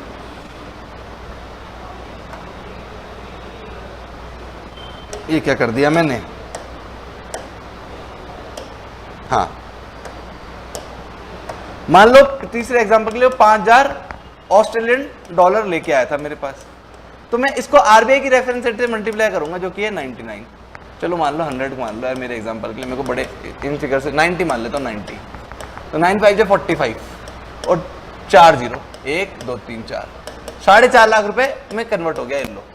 तो पहले क्या किया, दोनों करेंसी की अकड़ निकाली इंडियन रुपीज में, है ना। अब यूरो की भी ले आओ, बदले में कितने यूरो ले गया सर, 4000 यूरो ले गया। तो लो 4000 यूरो को भी 90 से मल्टीप्लाई करो, 4000 यूरो और उसमें रेट है मान लो 110 रुपए, है ना। तो 11 4 जा 44 4,40,000 रुपए, ठीक। तो 1 रुपए आ गया 4,40,000 रुपए, 1 रुपए आ गया 4, मतलब तुमने 4,50,000 के बदले में 4,40,000 ही दिए उसको, ऐसा ही है ना। बैंक वालों ने बोला हाँ ऐसा ही है, हमें तो पता थी, हम बता नहीं देते तुमको, हम तुम्हें बता देते तो तुम जीएसटी अमाउंट निकाल लेते। तो हमने बोला तुम क्या हमको बेवकूफ़ समझते हो, हमारे पास रूल्स हैं। तो बोले तो फिर बोले क्या पढ़ लो, विच एवर इज लोअर, ठीक है। तो विच एवर इज लोअर वाले अमाउंट को अपन क्या मान लेंगे, इस पर जीएसटी लगा लेंगे, ठीक है। हाँ सर ठीक है, आगे अपन बढ़ते हैं। 4,40,000 पकड़ेंगे, इसका 1% लेंगे जो कि शायद 44,000 आएगा, 4400 ही आएगा क्या, 2 जीरो कट के 2 4400 रुपये पे आपकी जीएसटी लग जाएगा, जो भी रेट होगी, ठीक है ना। वैल्यू निकल के आ गई, ठीक है। हाँ सर ठीक है। सर खत्म क्या, हाँ सर फॉरेक्स के केस में एक चीज़ खत्म, पर फॉरेक्स के केस में 2 ऑप्शन दिए जाते हैं, आइदर केस ऑप्शन ये 1 यूज़ कर लो या ऑप्शन नंबर बी यूज़ कर लो। सर एग्जाम में आता है क्या, हाँ पर बच्चों बिल्कुल आता है, मेरे टाइम में भी ये क्वेश्चन आया था, मेरे टाइम में भी क्वेश्चन आया था और बोला था सेकंड मेथड से करो। और यार मतलब सर सेकंड में याद करना पड़ेगा, बिल्कुल करना पड़ेगा, सॉरी टू से बच्चों करना पड़ेगा। ऑप्शन बी भी क्या कह रहा है कि अगर ट्रांजैक्शन प्राइस, आपके केस में 10 लाख रुपए लेके आए थे ना आप लोग बैंक के पास, बैंक में, है ना। अगर ट्रांजैक्शन प्राइस 1 लाख है, 1 लाख से 1 लाख रुपए से ज्यादा पर 10 लाख है और 10 लाख से भी ज्यादा है, तो तुम कौन से केस में आओगे, 10 लाख से ज्यादा वाले में आओगे। इनकम टैक्स में स्लैब लगाते हो, इंडिविजुअल पे स्लैब रेट से टैक्स लगाते हो, हाँ सर स्लैब रेट से टैक्स लगाते हैं। तो यहाँ पे भी वैल्यूएशन स्लैब रेट से ही निकलेगी। तो मान लो मेरे पास 10 लाख नहीं 11 लाख रुपए लेके आए थे, 11 लाख के रुपए को बदले में तुमको यूरो चाहिए थे, ठीक है। हाँ सर यूरो चाहिए थे 11 लाख के बदले में। तो सर ऑप्शन बी से कैसे वैल्यूएशन निकलेगी, अभी कर लेते हैं। पहले 1 लाख रुपए पे तो असेसेबल वैल्यू कैसे निकालेंगे, पहले 1 लाख रुपए पे तो असेसेबल वैल्यू कैसे निकालेंगे। ट्रांजैक्शन वैल्यू कितने हैं, 10 लाख रुपए का 1% कितना होता है, 10 लाख का 1% होता है सर, 10 लाख का 1% होता है 1 लाख रुपए और 250। नहीं इसमें तो अप टू 1 लाख ही है ना, तो 1 लाख का 1% कितना होता है, 1 लाख का 1% होता है 100 रुपए, 1000 रुपए, 1000 रुपए और 250, विच एवर इज हाइयर। तो 1000 रुपए तो यहां से आ जाएंगे, ठीक है। अभी खत्म नहीं हुई क्योंकि तुम तो 11 लाख बदलवाने आए थे ना, तो 1000 रुपए तो स्लैब 1 से आ गए, पहली सिड्डी से तो 1000 रुपए आ गए। दूसरी सिड्डी पे क्या किया, जो 1000 रुपए ऊपर से आए थे वो 1000 रुपए लिख लिए, क्योंकि टोटल निकालना है ना कि टोटल कितनी असेसेबल वैल्यू आएगी, टोटल निकालूंगा ना मैं तो, ठीक है। और प्लस इस बार क्या किया था, 1% किया था ना, इस बार क्या करेंगे 0.5% परसेंटेज की रेट गिरा दी क्योंकि अमाउंट बढ़ गया ऑफ डिफरेंस अमाउंट। स्लैब में भी तो ऐसे करते हैं डिफरेंस अमाउंट, 0.5% ऑफ 9 लाख रुपए, तो ये हो गया 4500 रुपए, ठीक। तो 1000 रुपए यहां से आए, 4500 रुपए यहां आ गया, ये हो गया थोड़ा 5500 रुपए, 5500 रुपए। स्टेप 3 पे जाएंगे, थर्ड में क्या बोलेगा 5500 रुपए, तो जो उन्होंने स्टेप से आए हैं, प्लस एक्स्ट्रा अमाउंट 10 लाख के ऊपर जो की है 1 लाख, उसका क्या करेंगे इस बार 0.1% ही लेंगे, ठीक है ना। जो कि आएगा निकल के अपन का 1 लाख का 0.1%, 1% तो होता है आपका 1000 रुपए, 0% होता है आपका 100 रुपए, ठीक। तो 5500 प्लस 100 रुपए तो कितने हो गए, ये 5600 रुपए आपका टोटल हो गया।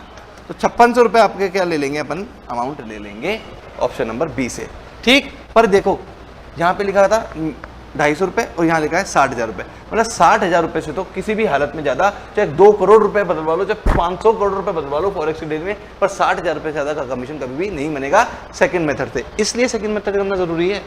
ऑप्शन बी अगर आपको पता होगा तो अपन बोलोगे ना वहां से तो बदलो, मान लो ऑप्शन ए से तो मान लो बहुत ज्यादा अमाउंट का 2 लाख रुपए का कमीशन निकल के आ रहा है, पर ऑप्शन बी में तो मैक्सिमम अमाउंट कितना है 60,000, पर मिनिमम अमाउंट कितना है 250 रुपए, ठीक। इसलिए ये ऑप्शन करना जरूरी है, ठीक है। तो किसी को स्लैब याद नहीं रहता हो कि सर 1 लाख में ये ट्रांजेक्शन का 1% और 250, ये तो याद करना पड़ेगा, पर ये 1000 1000 ऊपर से ही आया है, सिखाया मैंने कैसे, और ये 5500 ये दोनों का मिला के ऊपर से ही आया है, ये मैंने तुम्हें बता दिया। ठीक है सर? हाँ सर ठीक है। तो मतलब अब रूल नंबर 32 में आपने बोला था 6 चीजें पढ़ेंगे, forex, air travel agent. Air travel agent शुरू करें? हाँ सर एयर ट्रेवल एजेंट शुरू करते हैं। सर एयर ट्रेवल एजेंट होते कौन है बताना पड़ेगा क्या? बताना पड़ेगा, इतने नालायक हो तुम। ये है एयर इंडिया। एयर इंडिया की साइट पे जाओ, एयर इंडिया की टिकट बुक कर लो, ठीक है। पर सर हमें तो इतने पढ़े लिखे ही नहीं है, हमको आता नहीं है ना। हम पैसे वाले बहुत हैं पर हम पढ़े लिखे नहीं हैं। होते हैं ना कई, मैं किसी कम्युनिटी पे सवाल नहीं उठा रहा, पर कई चौधरी बहुत होते हैं, पैसा तो बहुत है उनके पास, ठीक, पर पढ़ाई लिखाई करी नहीं, ठीक है ना। गाड़ी देखोगे तो ऑडी, पर बात देखोगे तो ठीक है। मैं भैया किसी पे कोई सवाल नहीं उठा रहा, आजकल तो सारी कास्ट पढ़ रही है ना। पर मैं तो एक एग्जांपल जनरली जो चल रहा है वो दे रहा हूँ। और अगर थोड़ा सा बोल भी देते पर्सनली मत लिया करो यार, सर के साथ एकदम मैं भी चौधरी, बस तो घुल मिल के मस्त रहा करो मेरे साथ, है ना। ऐसे कोई पर्सनल सवाल उठाने की कोई जरूरत नहीं है ना, ज्यादा बिगड़ने की जरूरत नहीं है अपने टीचर पे, ठीक। गुस्सा मत होना, नाराज मत होना। मैं क्या कह रहा हूँ, अगर ये भैया अपने चौधरी भाई हैं, इनको एयर ट्रेवल एजेंट के पास जाना पड़ गया क्योंकि इनको जाना था कहीं पे एयर इंडिया, तो ये एयर ट्रेवल एजेंट के पास गए, बोले मेरी टिकट बुक कर दे यूरोप की। बोले कौन सी फ्लाइट से? बोले एयर इंडिया से बुक कर दे, ठीक। तो भैया एयर ट्रेवल एजेंट कुछ कमीशन लेगा क्या अपना? हाँ सर कमीशन लेगा। तो इस सप्लायर आदमी ये है, रेसिपिएंट आदमी ये है, वैल्यूएशन चैप्टर पढ़ रहे हैं सप्लायर के पॉइंट ऑफ व्यू से, तो अपन वैल्यू निकालनी पड़ेगी। तो वैल्यू कैसे निकालेंगे? तो एयर ट्रेवल एजेंट मैं हूँ, एयर ट्रेवल एजेंट, तुम हो भाई वो चौधरी आदमी, तुम घूमने पैसा तुम्हारे पास है, दिक्कत क्या है? मैं तो एजेंसी का काम कर रहा हूँ, ठीक। तो ये सप्लायर आदमी जो कमीशन चार्ज किया होगा इस भाई से, तो उस कमीशन पे जीएसटी जाएगा। हाँ सर कमीशन पे जीएसटी जाएगा। तो कमीशन अमाउंट निकालेंगे कैसे? अरे बहुत सिंपल है, 5% in case of 5% of basic fair. जो भी तुम्हारी टिकट का बेसिक फेयर होगा ना, उसका 5% मेरा कमीशन का अमाउंट मान लें इन डोमेस्टिक उड़ान, डोमेस्टिक, और 10% में क्या मान लेंगे? Of basic fair in case of international flight. Domestic flight होगी तो 5%, इंटरनेशनल फ्लाइट होगी तो 10%। तुम कहाँ जा रहे थे? यूरोप, तो 10% मान लेंगे ऑफ बेसिक फेयर का, ठीक। सर बेसिक फेयर क्या होता है? अरे जैसे स्कूल में जाते हो ना, फीस देते हो तो डोनेशन अलग से होता है, क्वेश्चन मनी अलग से होता है, ट्यूशन फीस अलग से होता है, डेवलपमेंट फीस अलग से होती है। तो ट्यूशन फीस एक वर्ड होता है ना, ऐसे ही फ्लाइट में अलग अलग फीस होती है, जिसमें बेसिक फेयर नाम से अलग होता है। सैलरी में जैसे basic salary, DA, travel allowance, allowance ऐसे करके होते हैं, तो बेसिक सैलरी होती है ना, ऐसे टिकट में भी एक बेसिक फेयर होता है। तो बेसिक फेयर का 5% और 10% एयर ट्रेवल एजेंट का कमीशन मान लेंगे, उसी पे जीएसटी वही वैल्यू आ जाएगी। अरे सर खत्म खत्म खत्म बच्चों, खत्म, इतना आसान। अब सर बता दो इंश्योरेंस के बिजनेस में बता दो, क्या बता दो बच्चों? पहले तो ये तो बताओ ये है क्या? सर आप ही बताओ, आप ही जानो, हम तो आपकी शरण में आ गए, अब आप ही बताओ ये क्या है। चलो तुमने इतनी बड़ी बात बोली है तो मैं ही बता के चलता हूँ, है ना। सर ये ऐसा है कि मैं हूँ इंश्योरेंस कंपनी, तुम हो इंश्योरर जिसने इंश्योरेंस मेरे से करवाया है ना, इंश्योरी।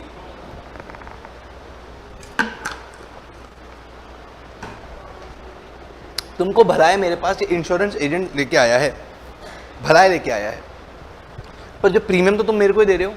हाँ सर प्रीमियम तो आप हमें ही दे रहे हो, मतलब प्रीमियम तो हम आपको ही दे रहे हैं। तो जो प्रीमियम बच्चों तुम मेरे को दे रहे हो, उस प्रीमियम पे मतलब तुम्हें तो सप्लायर हो गया, तुम लोग हो गए रेसिपिएंट। हाँ सर सप्लायर मैं हो गया, आप लोग हो गए रेसिपिएंट। तो ऐसे केस में बच्चों, ऐसे केस में मेरे को वैल्यू निकालनी पड़ेगी। तो सर जो प्रीमियम दे रहे हैं वो वैल्यू तो है, उस पर जीएसटी ले लो, उस पूरे प्रीमियम पे जीएसटी हमसे ले लो। नहीं, पूरे प्रीमियम पे तुमसे जीएसटी नहीं ले सकता मैं। क्यों? मतलब आप हमसे जो भी प्रीमियम अमाउंट लेते हो उस पर जीएसटी नहीं लेते। हाँ ये तो सीखने की बात है, सीख लो बच्चों, आज सीख लो, है ना। तुम्हारे पापा ने या तुमने किसी ना किसी तरह का इंश्योरेंस ले ही रखा होगा, तो जो प्रीमियम अमाउंट पे जीएसटी नहीं जाता, कम अमाउंट पे जाता है। सो ऐसे कैसे? अभी बता देते हैं कैसे। सपोज कर लो, पहले तो ये ट्रांजेक्शन खोलो बोर्ड पे, ये आ गया लाइफ इंश्योरेंस बिजनेस। सर यहाँ पे हेल्थ इंश्योरेंस पे लिखा हुआ है क्या? नहीं सर हेल्थ इंश्योरेंस नहीं लिखा हुआ, यहाँ पे लाइफ इंश्योरेंस ही लिखा हुआ है। क्यों सर? अभी बता देते हैं। लाइफ इंश्योरेंस में ऐसा होता है कि जो भी तुम पैसा मेरे को दे रहे हो आज, तुम्हारी लाइफ को अश्योर कर रहा होता हूँ मैं। अगर तुमको कुछ हो गया है ना, तो उसी अमाउंट को बदल के मैं तुम्हारे घर वालों को दे दूंगा, यही तो होता है। तो और कुछ नहीं हुआ तो भी सर जीवन आधार, जीवन बीमा, ऐसे कुछ पॉलिसीज होती हैं, है ना। जीवन आधार, जीवन बीमा कुछ पॉलिसी होती है। अगर तुमने लाइफ इंश्योरेंस बिजनेस से, लाइफ इंश्योरेंस भी मेरे से लिया है और तुम्हें कुछ हुआ भी नहीं, तो जो भी तुमने मुझे प्रीमियम दिया है ना, उसको ब्याज समेत मैं तुम्हें लौटाऊंगा, उसको मैं ब्याज समेत तुम्हें लौटाऊंगा। मतलब तुम एक तरह से इंश्योरेंस तो कर ही नहीं रहे, एक तरह से तुम क्या कर रहे हो, इन्वेस्टमेंट कर रहे हो। अरे बैंक में पैसा जमा कराते तो बैंक भी तो तुम्हें ब्याज समेत पैसा लौटा देता, तो इंश्योरेंस कंपनी ने भी ऐसे ही किया, बस बैंक से ब्याज कम है इसका। तुमने इंश्योरेंस कंपनी को, लाइफ इंश्योरेंस बिजनेस कंपनी को तुमने कुछ प्रीमियम जमा कराया, वो प्रीमियम तुम्हारे पास आएगा ही आएगा दोबारा लौट के, चाहे तुम्हें कुछ हो चाहे ना हो जाएगा कुछ तो ज्यादा अमाउंट से लौट के आएगा, और कुछ नहीं होगा तो थोड़ा कम अमाउंट से लौट के आएगा। यही तो बात है, जानते हो इंश्योरेंस ऐसा ही होता है ना। कभी इंश्योरेंस एजेंट तुम्हारे घर पे आए तो उससे पूछना, है ना, वो तुम्हें सिखाएगा ऐसे होता है, ठीक। तो मतलब एक तरह से तुम मेरे को मनी दे रहे हो और तुमको मैं मनी ही वापस दे रहा हूँ, ऐसा ही हो रहा है क्या सर? हाँ सर, हो तो ऐसा ही रहा है। और आपने गुड्स एंड सर्विस वाले बोल रहा था money and security neither good no service. हाँ sir, money and security neither goods no service, मतलब जो तुम्हें मुझे प्रीमियम दे रहे हो वो कुछ तो इन्वेस्टमेंट है और कुछ रिस्क कवर है। हाँ सर, कुछ इन्वेस्टमेंट है कुछ रिस्क कवर है, समझ में आ गया, क्योंकि इन्वेस्टमेंट वाला पोर्शन तो आप हमें लौटा के दे दोगे, और अगर हमें कुछ हो गया तो वो रिस्क कवर के हिसाब से आपको ज्यादा लौटा के देना पड़ेगा। तो जो हम आज प्रीमियम दे रहे हैं वो तो कुछ तो इन्वेस्टमेंट है कुछ रिस्क कवर है, इतना समझ में आता है क्या? हाँ सर, अब तक हमने इतना सोचा नहीं था, पर आज हमें ये बात समझ में आती है कि कुछ तो इन्वेस्टमेंट है और कुछ रिस्क कवर है। हाँ बच्चों, अच्छी बात है, तो इतना तो समझ में आ गया। तो अब आगे सुनो, तो जो इन्वेस्टमेंट वाला पार्ट है उस पर तो मेरे को जीएसटी नहीं लेना चाहिए, पर जो रिस्क कवर के लिए एक्चुअली सर्विस तो मैं रिस्क कवर की दे रहा हूँ ना सिर्फ। अरे इन्वेस्टमेंट तो बैंक भी पैसा तो पैसे के बदले पैसे छोड़ रहा हूँ, वो तो कोई सर्विस ही नहीं है, रिस्क कवर की सर्विस दे रहा हूँ। तो इस वाले पे पार्ट पे क्या निकलना चाहिए तुम्हारा? जीएसटी निकलना चाहिए। हाँ, तो इस वैल्यू पे निकलेगा। सर सेपरेट कैसे करेंगे रिस्क कवर को और इन्वेस्टमेंट को? हाँ, वो सीख लेते हैं सेपरेट कैसे करेंगे, इसलिए टॉपिक आया, ये तो बच्चों सब समझ में आ गया। अब सेपरेट कैसे करेंगे ये लो। अगर in case of single premium है, मैंने तुम्हें कहा कि एक बार प्रीमियम दे दो फिर भूल जाओ, फिर तुम्हारी लाइफ सिक्योर्ड है, कुछ हो गया तो इतने पैसे ले जाना, नहीं हुआ तो इतने पैसे ले जाना। तो एक बार ही पे अगर तुमने को प्रीमियम दे रहे हैं तो जो भी प्रीमियम दे रहे हो उसका 10% क्या माना जाएगा? रिस्क कवर माना जाएगा। अगर तुमने मेरे को लाख रुपए का प्रीमियम दिया है तो लाख रुपए का 10% कितना होता है? 10,000 रुपए। तो 10,000 रुपए पे जीएसटी निकाला जाएगा, और उतने लाख रुपए प्लस जीएसटी में तुमसे लूंगा। लाख रुपए पे जीएसटी नहीं निकाला जाएगा, लाख रुपए का 10% कितना? 10,000 रुपए। अब 10,000 रुपए का मान लो 10% रेट है तो 1,000 रुपए, तो 1 लाख रुपए प्लस 1,000 रुपए तुमसे मैं जीएसटी के लूंगा। तो 1,000 रुपए कैसे आए, समझ में आ गया? हाँ सर समझ में आ गया। पर तुम बोलते सर एक बारी में प्रीमियम इतना 1 लाख रुपए कहाँ है हमारे पास, है ना, हम तो गरीब आदमी हैं, हम तो बार बार टुकड़ों में तुम्हें प्रीमियम देते रहेंगे, हर साल दे देंगे। मैंने अच्छा हर साल दे दोगे, तो पहले साल जो प्रीमियम दोगे उसका 25% और अगले साल जो दोगे उसका 12.5% रिस्क कवर मानूंगा। ठीक है, समझ में आ गया? हाँ सर समझ में आ गया। सर ये पहला पॉइंट क्या कह रहा है? ये तो आपने छोड़ दिया, बी पढ़ा दिया, सी पढ़ा दिया, पहला पॉइंट काम का नहीं होगा तभी तो छोड़ दिया। इतना तो यकीन करो, अभी तक रिवीजन में मेरे साथ आ गए और यकीन नहीं करते मेरी बातों का। हाँ सर यकीन करते हैं, फिर भी एक बार थोड़ा सा हो जाता तो सर प्लीज हो जाता तो। अरे छट्टी को पढ़ के सुना देता हूँ।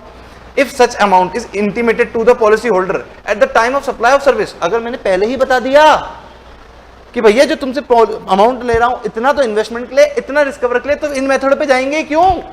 फिर तो इंश्योरेंस कंपनी खुद ही बता रही है। ठीक है सर, खुद ही बता रही है, समझ में आ गया अब हमें। और सर एक तरह का इंश्योरेंस और होता है टर्म इंश्योरेंस। मूवी देखना रेस मूवी में एक इंश्योरेंस ले रखा था सैफ अली खान पे, और अक्षय खन्ना नाम है ना उसका। हाँ बड़ा अच्छा एक्टर है यार अक्षय खन्ना, मूवी भला कम करता है पर मेरे को तो बहुत बड़े एक्टर लगता है।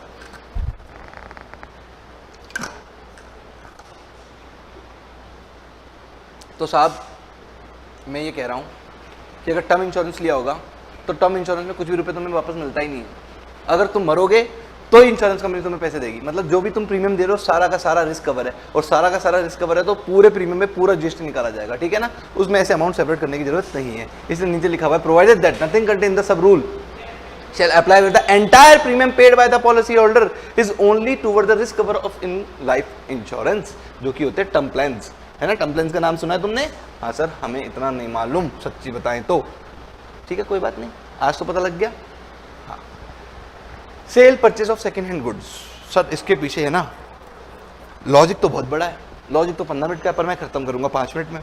सर ऐसा होता है मेरे प्यारे बच्चों कि जब भी जीएसटी निकाला जाता है तो हरदम ग्रॉस अमाउंट पे जीएसटी चार्ज किया जाता है, और बदले की वैल्यू एडिशन करना तो वैल्यू एडिशन पे चाहिए, पर करा जाता है ग्रॉस अमाउंट पे चार्ज, और पिछले जितना दिए के आए होते हैं उसके आईटीसी दे देते हैं। ऐसा होता है सर। अगर इसने माल बेचा, ए ने माल बेचा बी को, बी ने बेचा सी को, सी ने बेचा डी को, और डी ने बेच दिया अल्टीमेटली कंज्यूमर को, तो हर पार्टी पूरे अमाउंट पे जीएसटी चार्ज करेगी और ये पार्टी को आईटीसी मिल जाएगा पिछला अमाउंट जो दे के आया। ऐसा होता है सर, मैं बता नहीं रहा कि कैसा होता है, क्योंकि उनको पता ही है ग्रॉस में ऐसा होता है। पर अभी क्या करेंगे, नेट मेथड यूज़ करेंगे। सिंपल से बोल के ख़त्म कर देता हूँ, लॉजिक नहीं बता पाऊंगा बच्चों, क्योंकि रिवीजन क्लास है।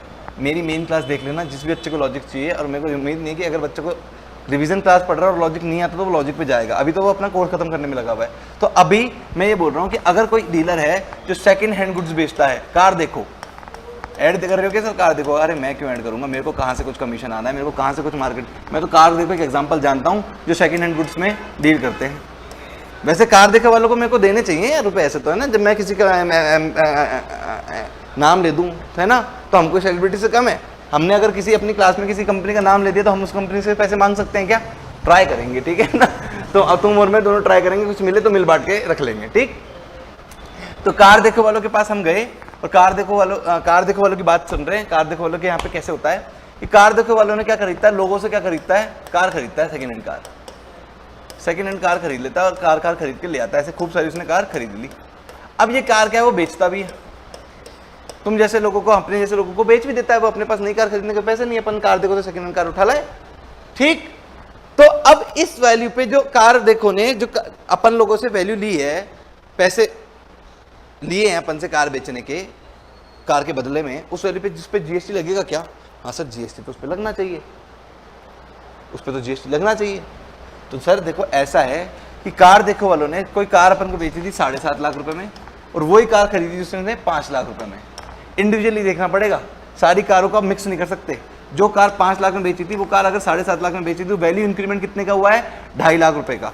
तो 7.5 लाख रुपए पे जीएसटी कैलकुलेट नहीं करेंगे हरदम। तो क्या करते हैं, पूरी ग्रॉस वैल्यू पे क्या चार्ज करते हैं, 7.5 लाख रुपए पे मान लो 10% का है तो 75,000 रुपए निकल के आ गया, और बदले का आईटीसी दे देते हैं। तो इस बार ऐसे नहीं होगा, ग्रॉस वैल्यू पे चार्ज नहीं होगा, क्योंकि पीछे से कितनी आईटीसी लग के आई है ये पता ही नहीं है। जब इसने इस कार 5 लाख में खरीदी थी तो कितने पैसे कार के और कितने पैसे जीएसटी के देके आया था, पता ही नहीं था। तो इनपुट क्लेम कर ही नहीं सकता, और जब इनपुट क्लेम कर ही नहीं सकता तो ग्रॉस मेथड नहीं लगेगा। इस बार क्या लगेगा? Net method. नेट मेथड में क्या बोलते हैं, वैल्यू इंक्रीमेंट कितने का हुआ है? 7.5 लाख माइनस 5 लाख, 2.5 लाख रुपए का। तो 2.5 लाख रुपए पे आप क्या कर दो, 10% जीएसटी लगा दो, जो कि होते हैं 25,000 रुपए, ठीक। मतलब कभी सर कार सस्ते में लाया हो, महंगे में लाया हो, बिक गई हो सस्ते में, गलती से कई बार उल्टा सौदा हो गया, उल्टा सौदा हो रहा है ना ये देखो, 8 लाख में 3 लाख में लाया, 2.75 में बेच पाए, तो यहाँ पे जीएसटी आएगा ही नहीं, इंडिविजुअली निकालेंगे। ऐसे हो गया अपना सेकंड हैंड डीलर का केस।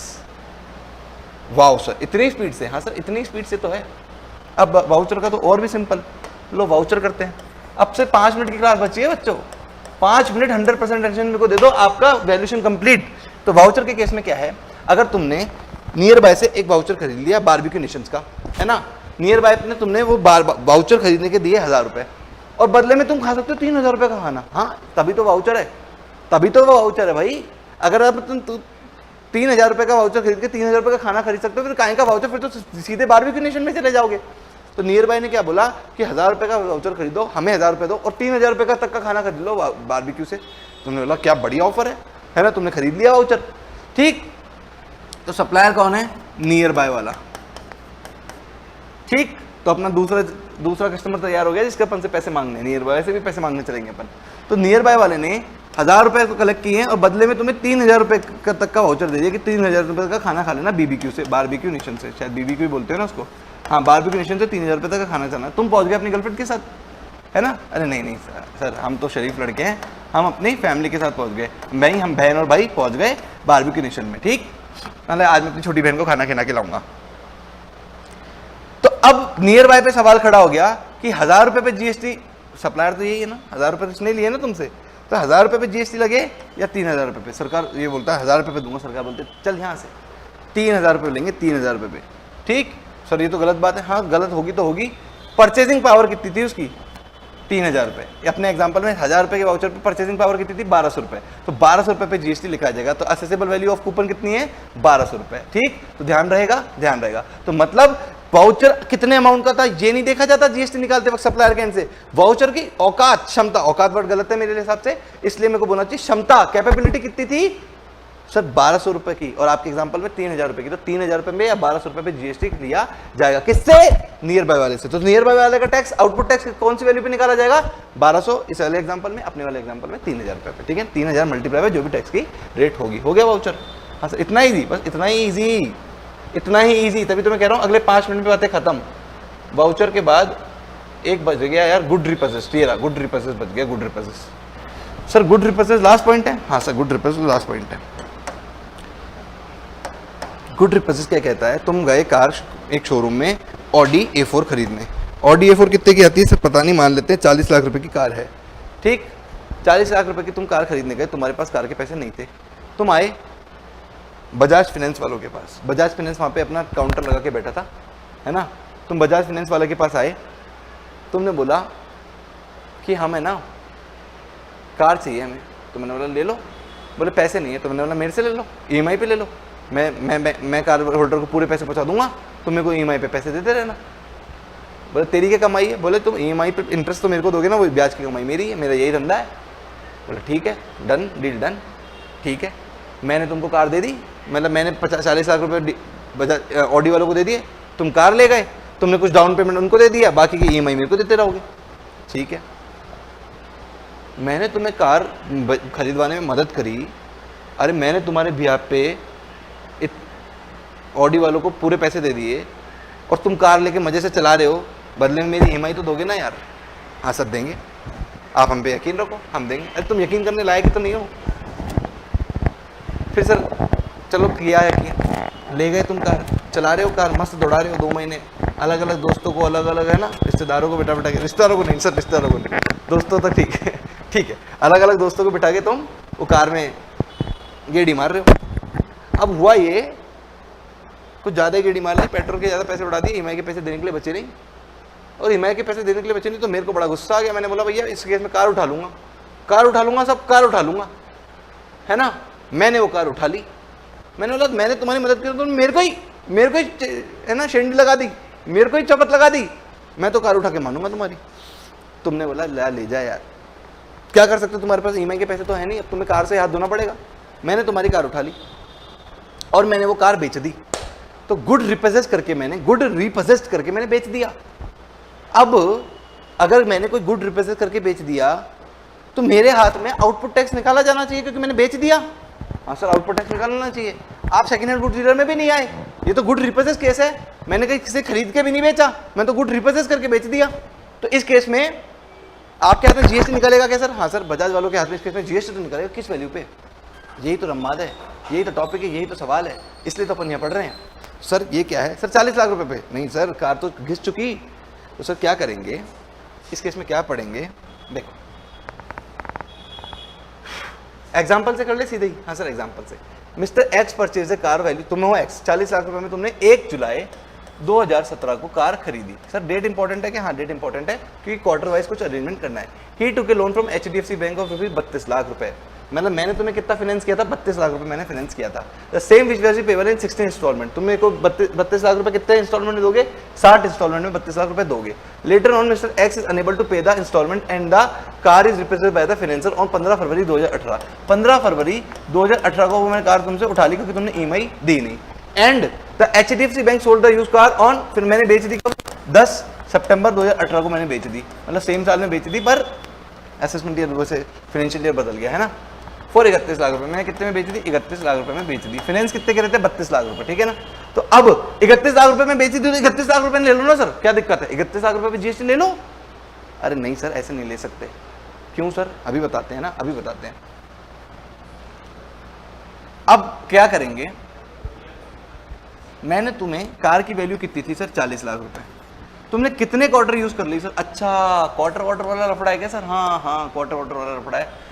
अप्रैल मई जून, जुलाई से सेकंड क्वार्टर शुरू होता, मतलब जुलाई से सेकंड क्वार्टर शुरू था, तो जुलाई अगस्त सितंबर अक्टूबर नवंबर दिसंबर जनवरी फरवरी मार्च अप्रैल मई जून, ठीक। तो तुम देखो जुलाई अगस्त सितंबर एक क्वार्टर, अक्टूबर नवंबर दिसंबर दूसरा क्वार्टर, एक क्वार्टर यूज किया, दूसरा क्वार्टर भी यूज किया, ठीक। फरवरी में तुम्हारे कार को मैं उठा ले गया, कोई बात नहीं, तो तीसरा क्वार्टर भी तुमने यूज किया। हाँ सर मैंने वो कार को कब तक बेचा? कितनी पुरानी कार हो चुकी थी सर? मैंने तो कार को 10 सितंबर तक बेचा। लो 4 क्वार्टर भी गए, और 10 सितंबर तो वापस कब आएगा?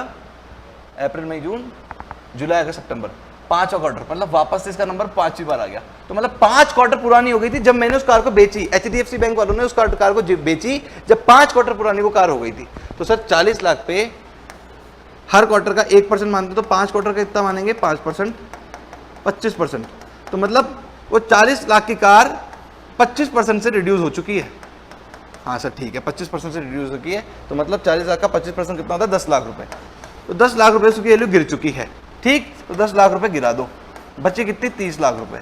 तुमने कितने में बेची, 31 लाख रुपए। तो 30 लाख रुपए या 31 लाख रुपए में दोनों पे एक पे जीएसटी लगना चाहिए। सरकार क्या बोलती है, आपका सेल प्राइस कितनी थी, 31 लाख, लेस कॉस्ट प्राइस। भैया लेस कॉस्ट प्राइस पे तो देनी पड़ेगी, 31 लाख रुपए में तुमने बेची है, खरीदी कितनी में, 30 लाख रुपए में, ये 1 लाख रुपए पे तुम्हारा जीएसटी लग जाएगा। समझ में आएगा, क्योंकि यहाँ पे अब ये सेकंड हैंड गुड्स की तरह केस हो गया, क्योंकि बेची ये तो पता था, खरीदी के पता नहीं था, तो खरीद की वैल्यू ऐसे निकाल ली। समझ में आ गया, ऐसा समझ में आ गया। हो गया क्या सर वैल्यूएशन? हाँ बच्चों, वैल्यूएशन ये लो, माइक उतार दिया सर, थोड़ी देर से बात करने के लिए लगा लो, वो तो आपने जल्दी जल्दी में निकाल दिया, तुमको कॉन्फिडेंस, यकीन दिलाने के लिए कि क्लास खत्म हो गई है। लो बुक करी बंद, है ना, ये लो, ये किया बंद, ये बंद ही चाहते हो ना तुम, पहले बंद किया, बंद नहीं हो रहा, लो इसको लंबा खींच दिया, पहले खेलना चाह रहा था ना मैं इससे, अब खेल लेते हैं, लो बड़ा कर दिया, तुम्हारी संकट हटा दिया, तुम्हारा बोर्ड ही बोर्ड है। हाँ सर बोर्ड ही बोर्ड है, ठीक है सर, खत्म। आज अपना वैल्यूएशन चैप्टर भी खत्म, कल मिलेंगे एक नए चैप्टर के साथ। आज अपन 2 चैप्टर खत्म किए, एक पेज ऑफ सप्लाई और एक वैल्यूएशन। कल मिलेंगे अपने नए चैप्टर के साथ। रिवीजन क्लासेस कैसी लग रही है मेरे को जरूर बताना, और तुम जब बताते हो ना बच्चे, मेरे से बात करते हो कि सर आपका पढ़ाया हुआ समझ में आ रहा है या फिर ये क्वेरी है, मैं क्वेरी पे भी ध्यान देता हूँ, तो मेरा पढ़ाने का तरीका भी इंप्रूव होता है कि कैसे क्वेरी रह कैसे गई बच्चों को पढ़ाते वक्त, ठीक, कि मैंने ऐसा कौन सा पॉइंट छोड़ दिया कि बच्चों को क्वेरी आ गई, तो मेरा पढ़ाने का डेवलप भी तरीका, और जब तुम तारीफ करते हो तो कॉन्फिडेंस भी अच्छा होता है। तो मेरे कॉन्फिडेंस के लिए, मेरे अच्छे लगाने के लिए कम से कम मेरे को ये तो बता ही देना कमेंट्स में कि कैसा लग रहा है, आपकी रिवीजन क्लासेस कैसी जा रही है, ठीक है। तो आपसे मिलेंगे वापस से कल एक नए चैप्टर के साथ, तब तक के लिए गुड नाइट, बाय बाय, शब बखैर, ठीक है, ओके बच्चों, बाय बाय।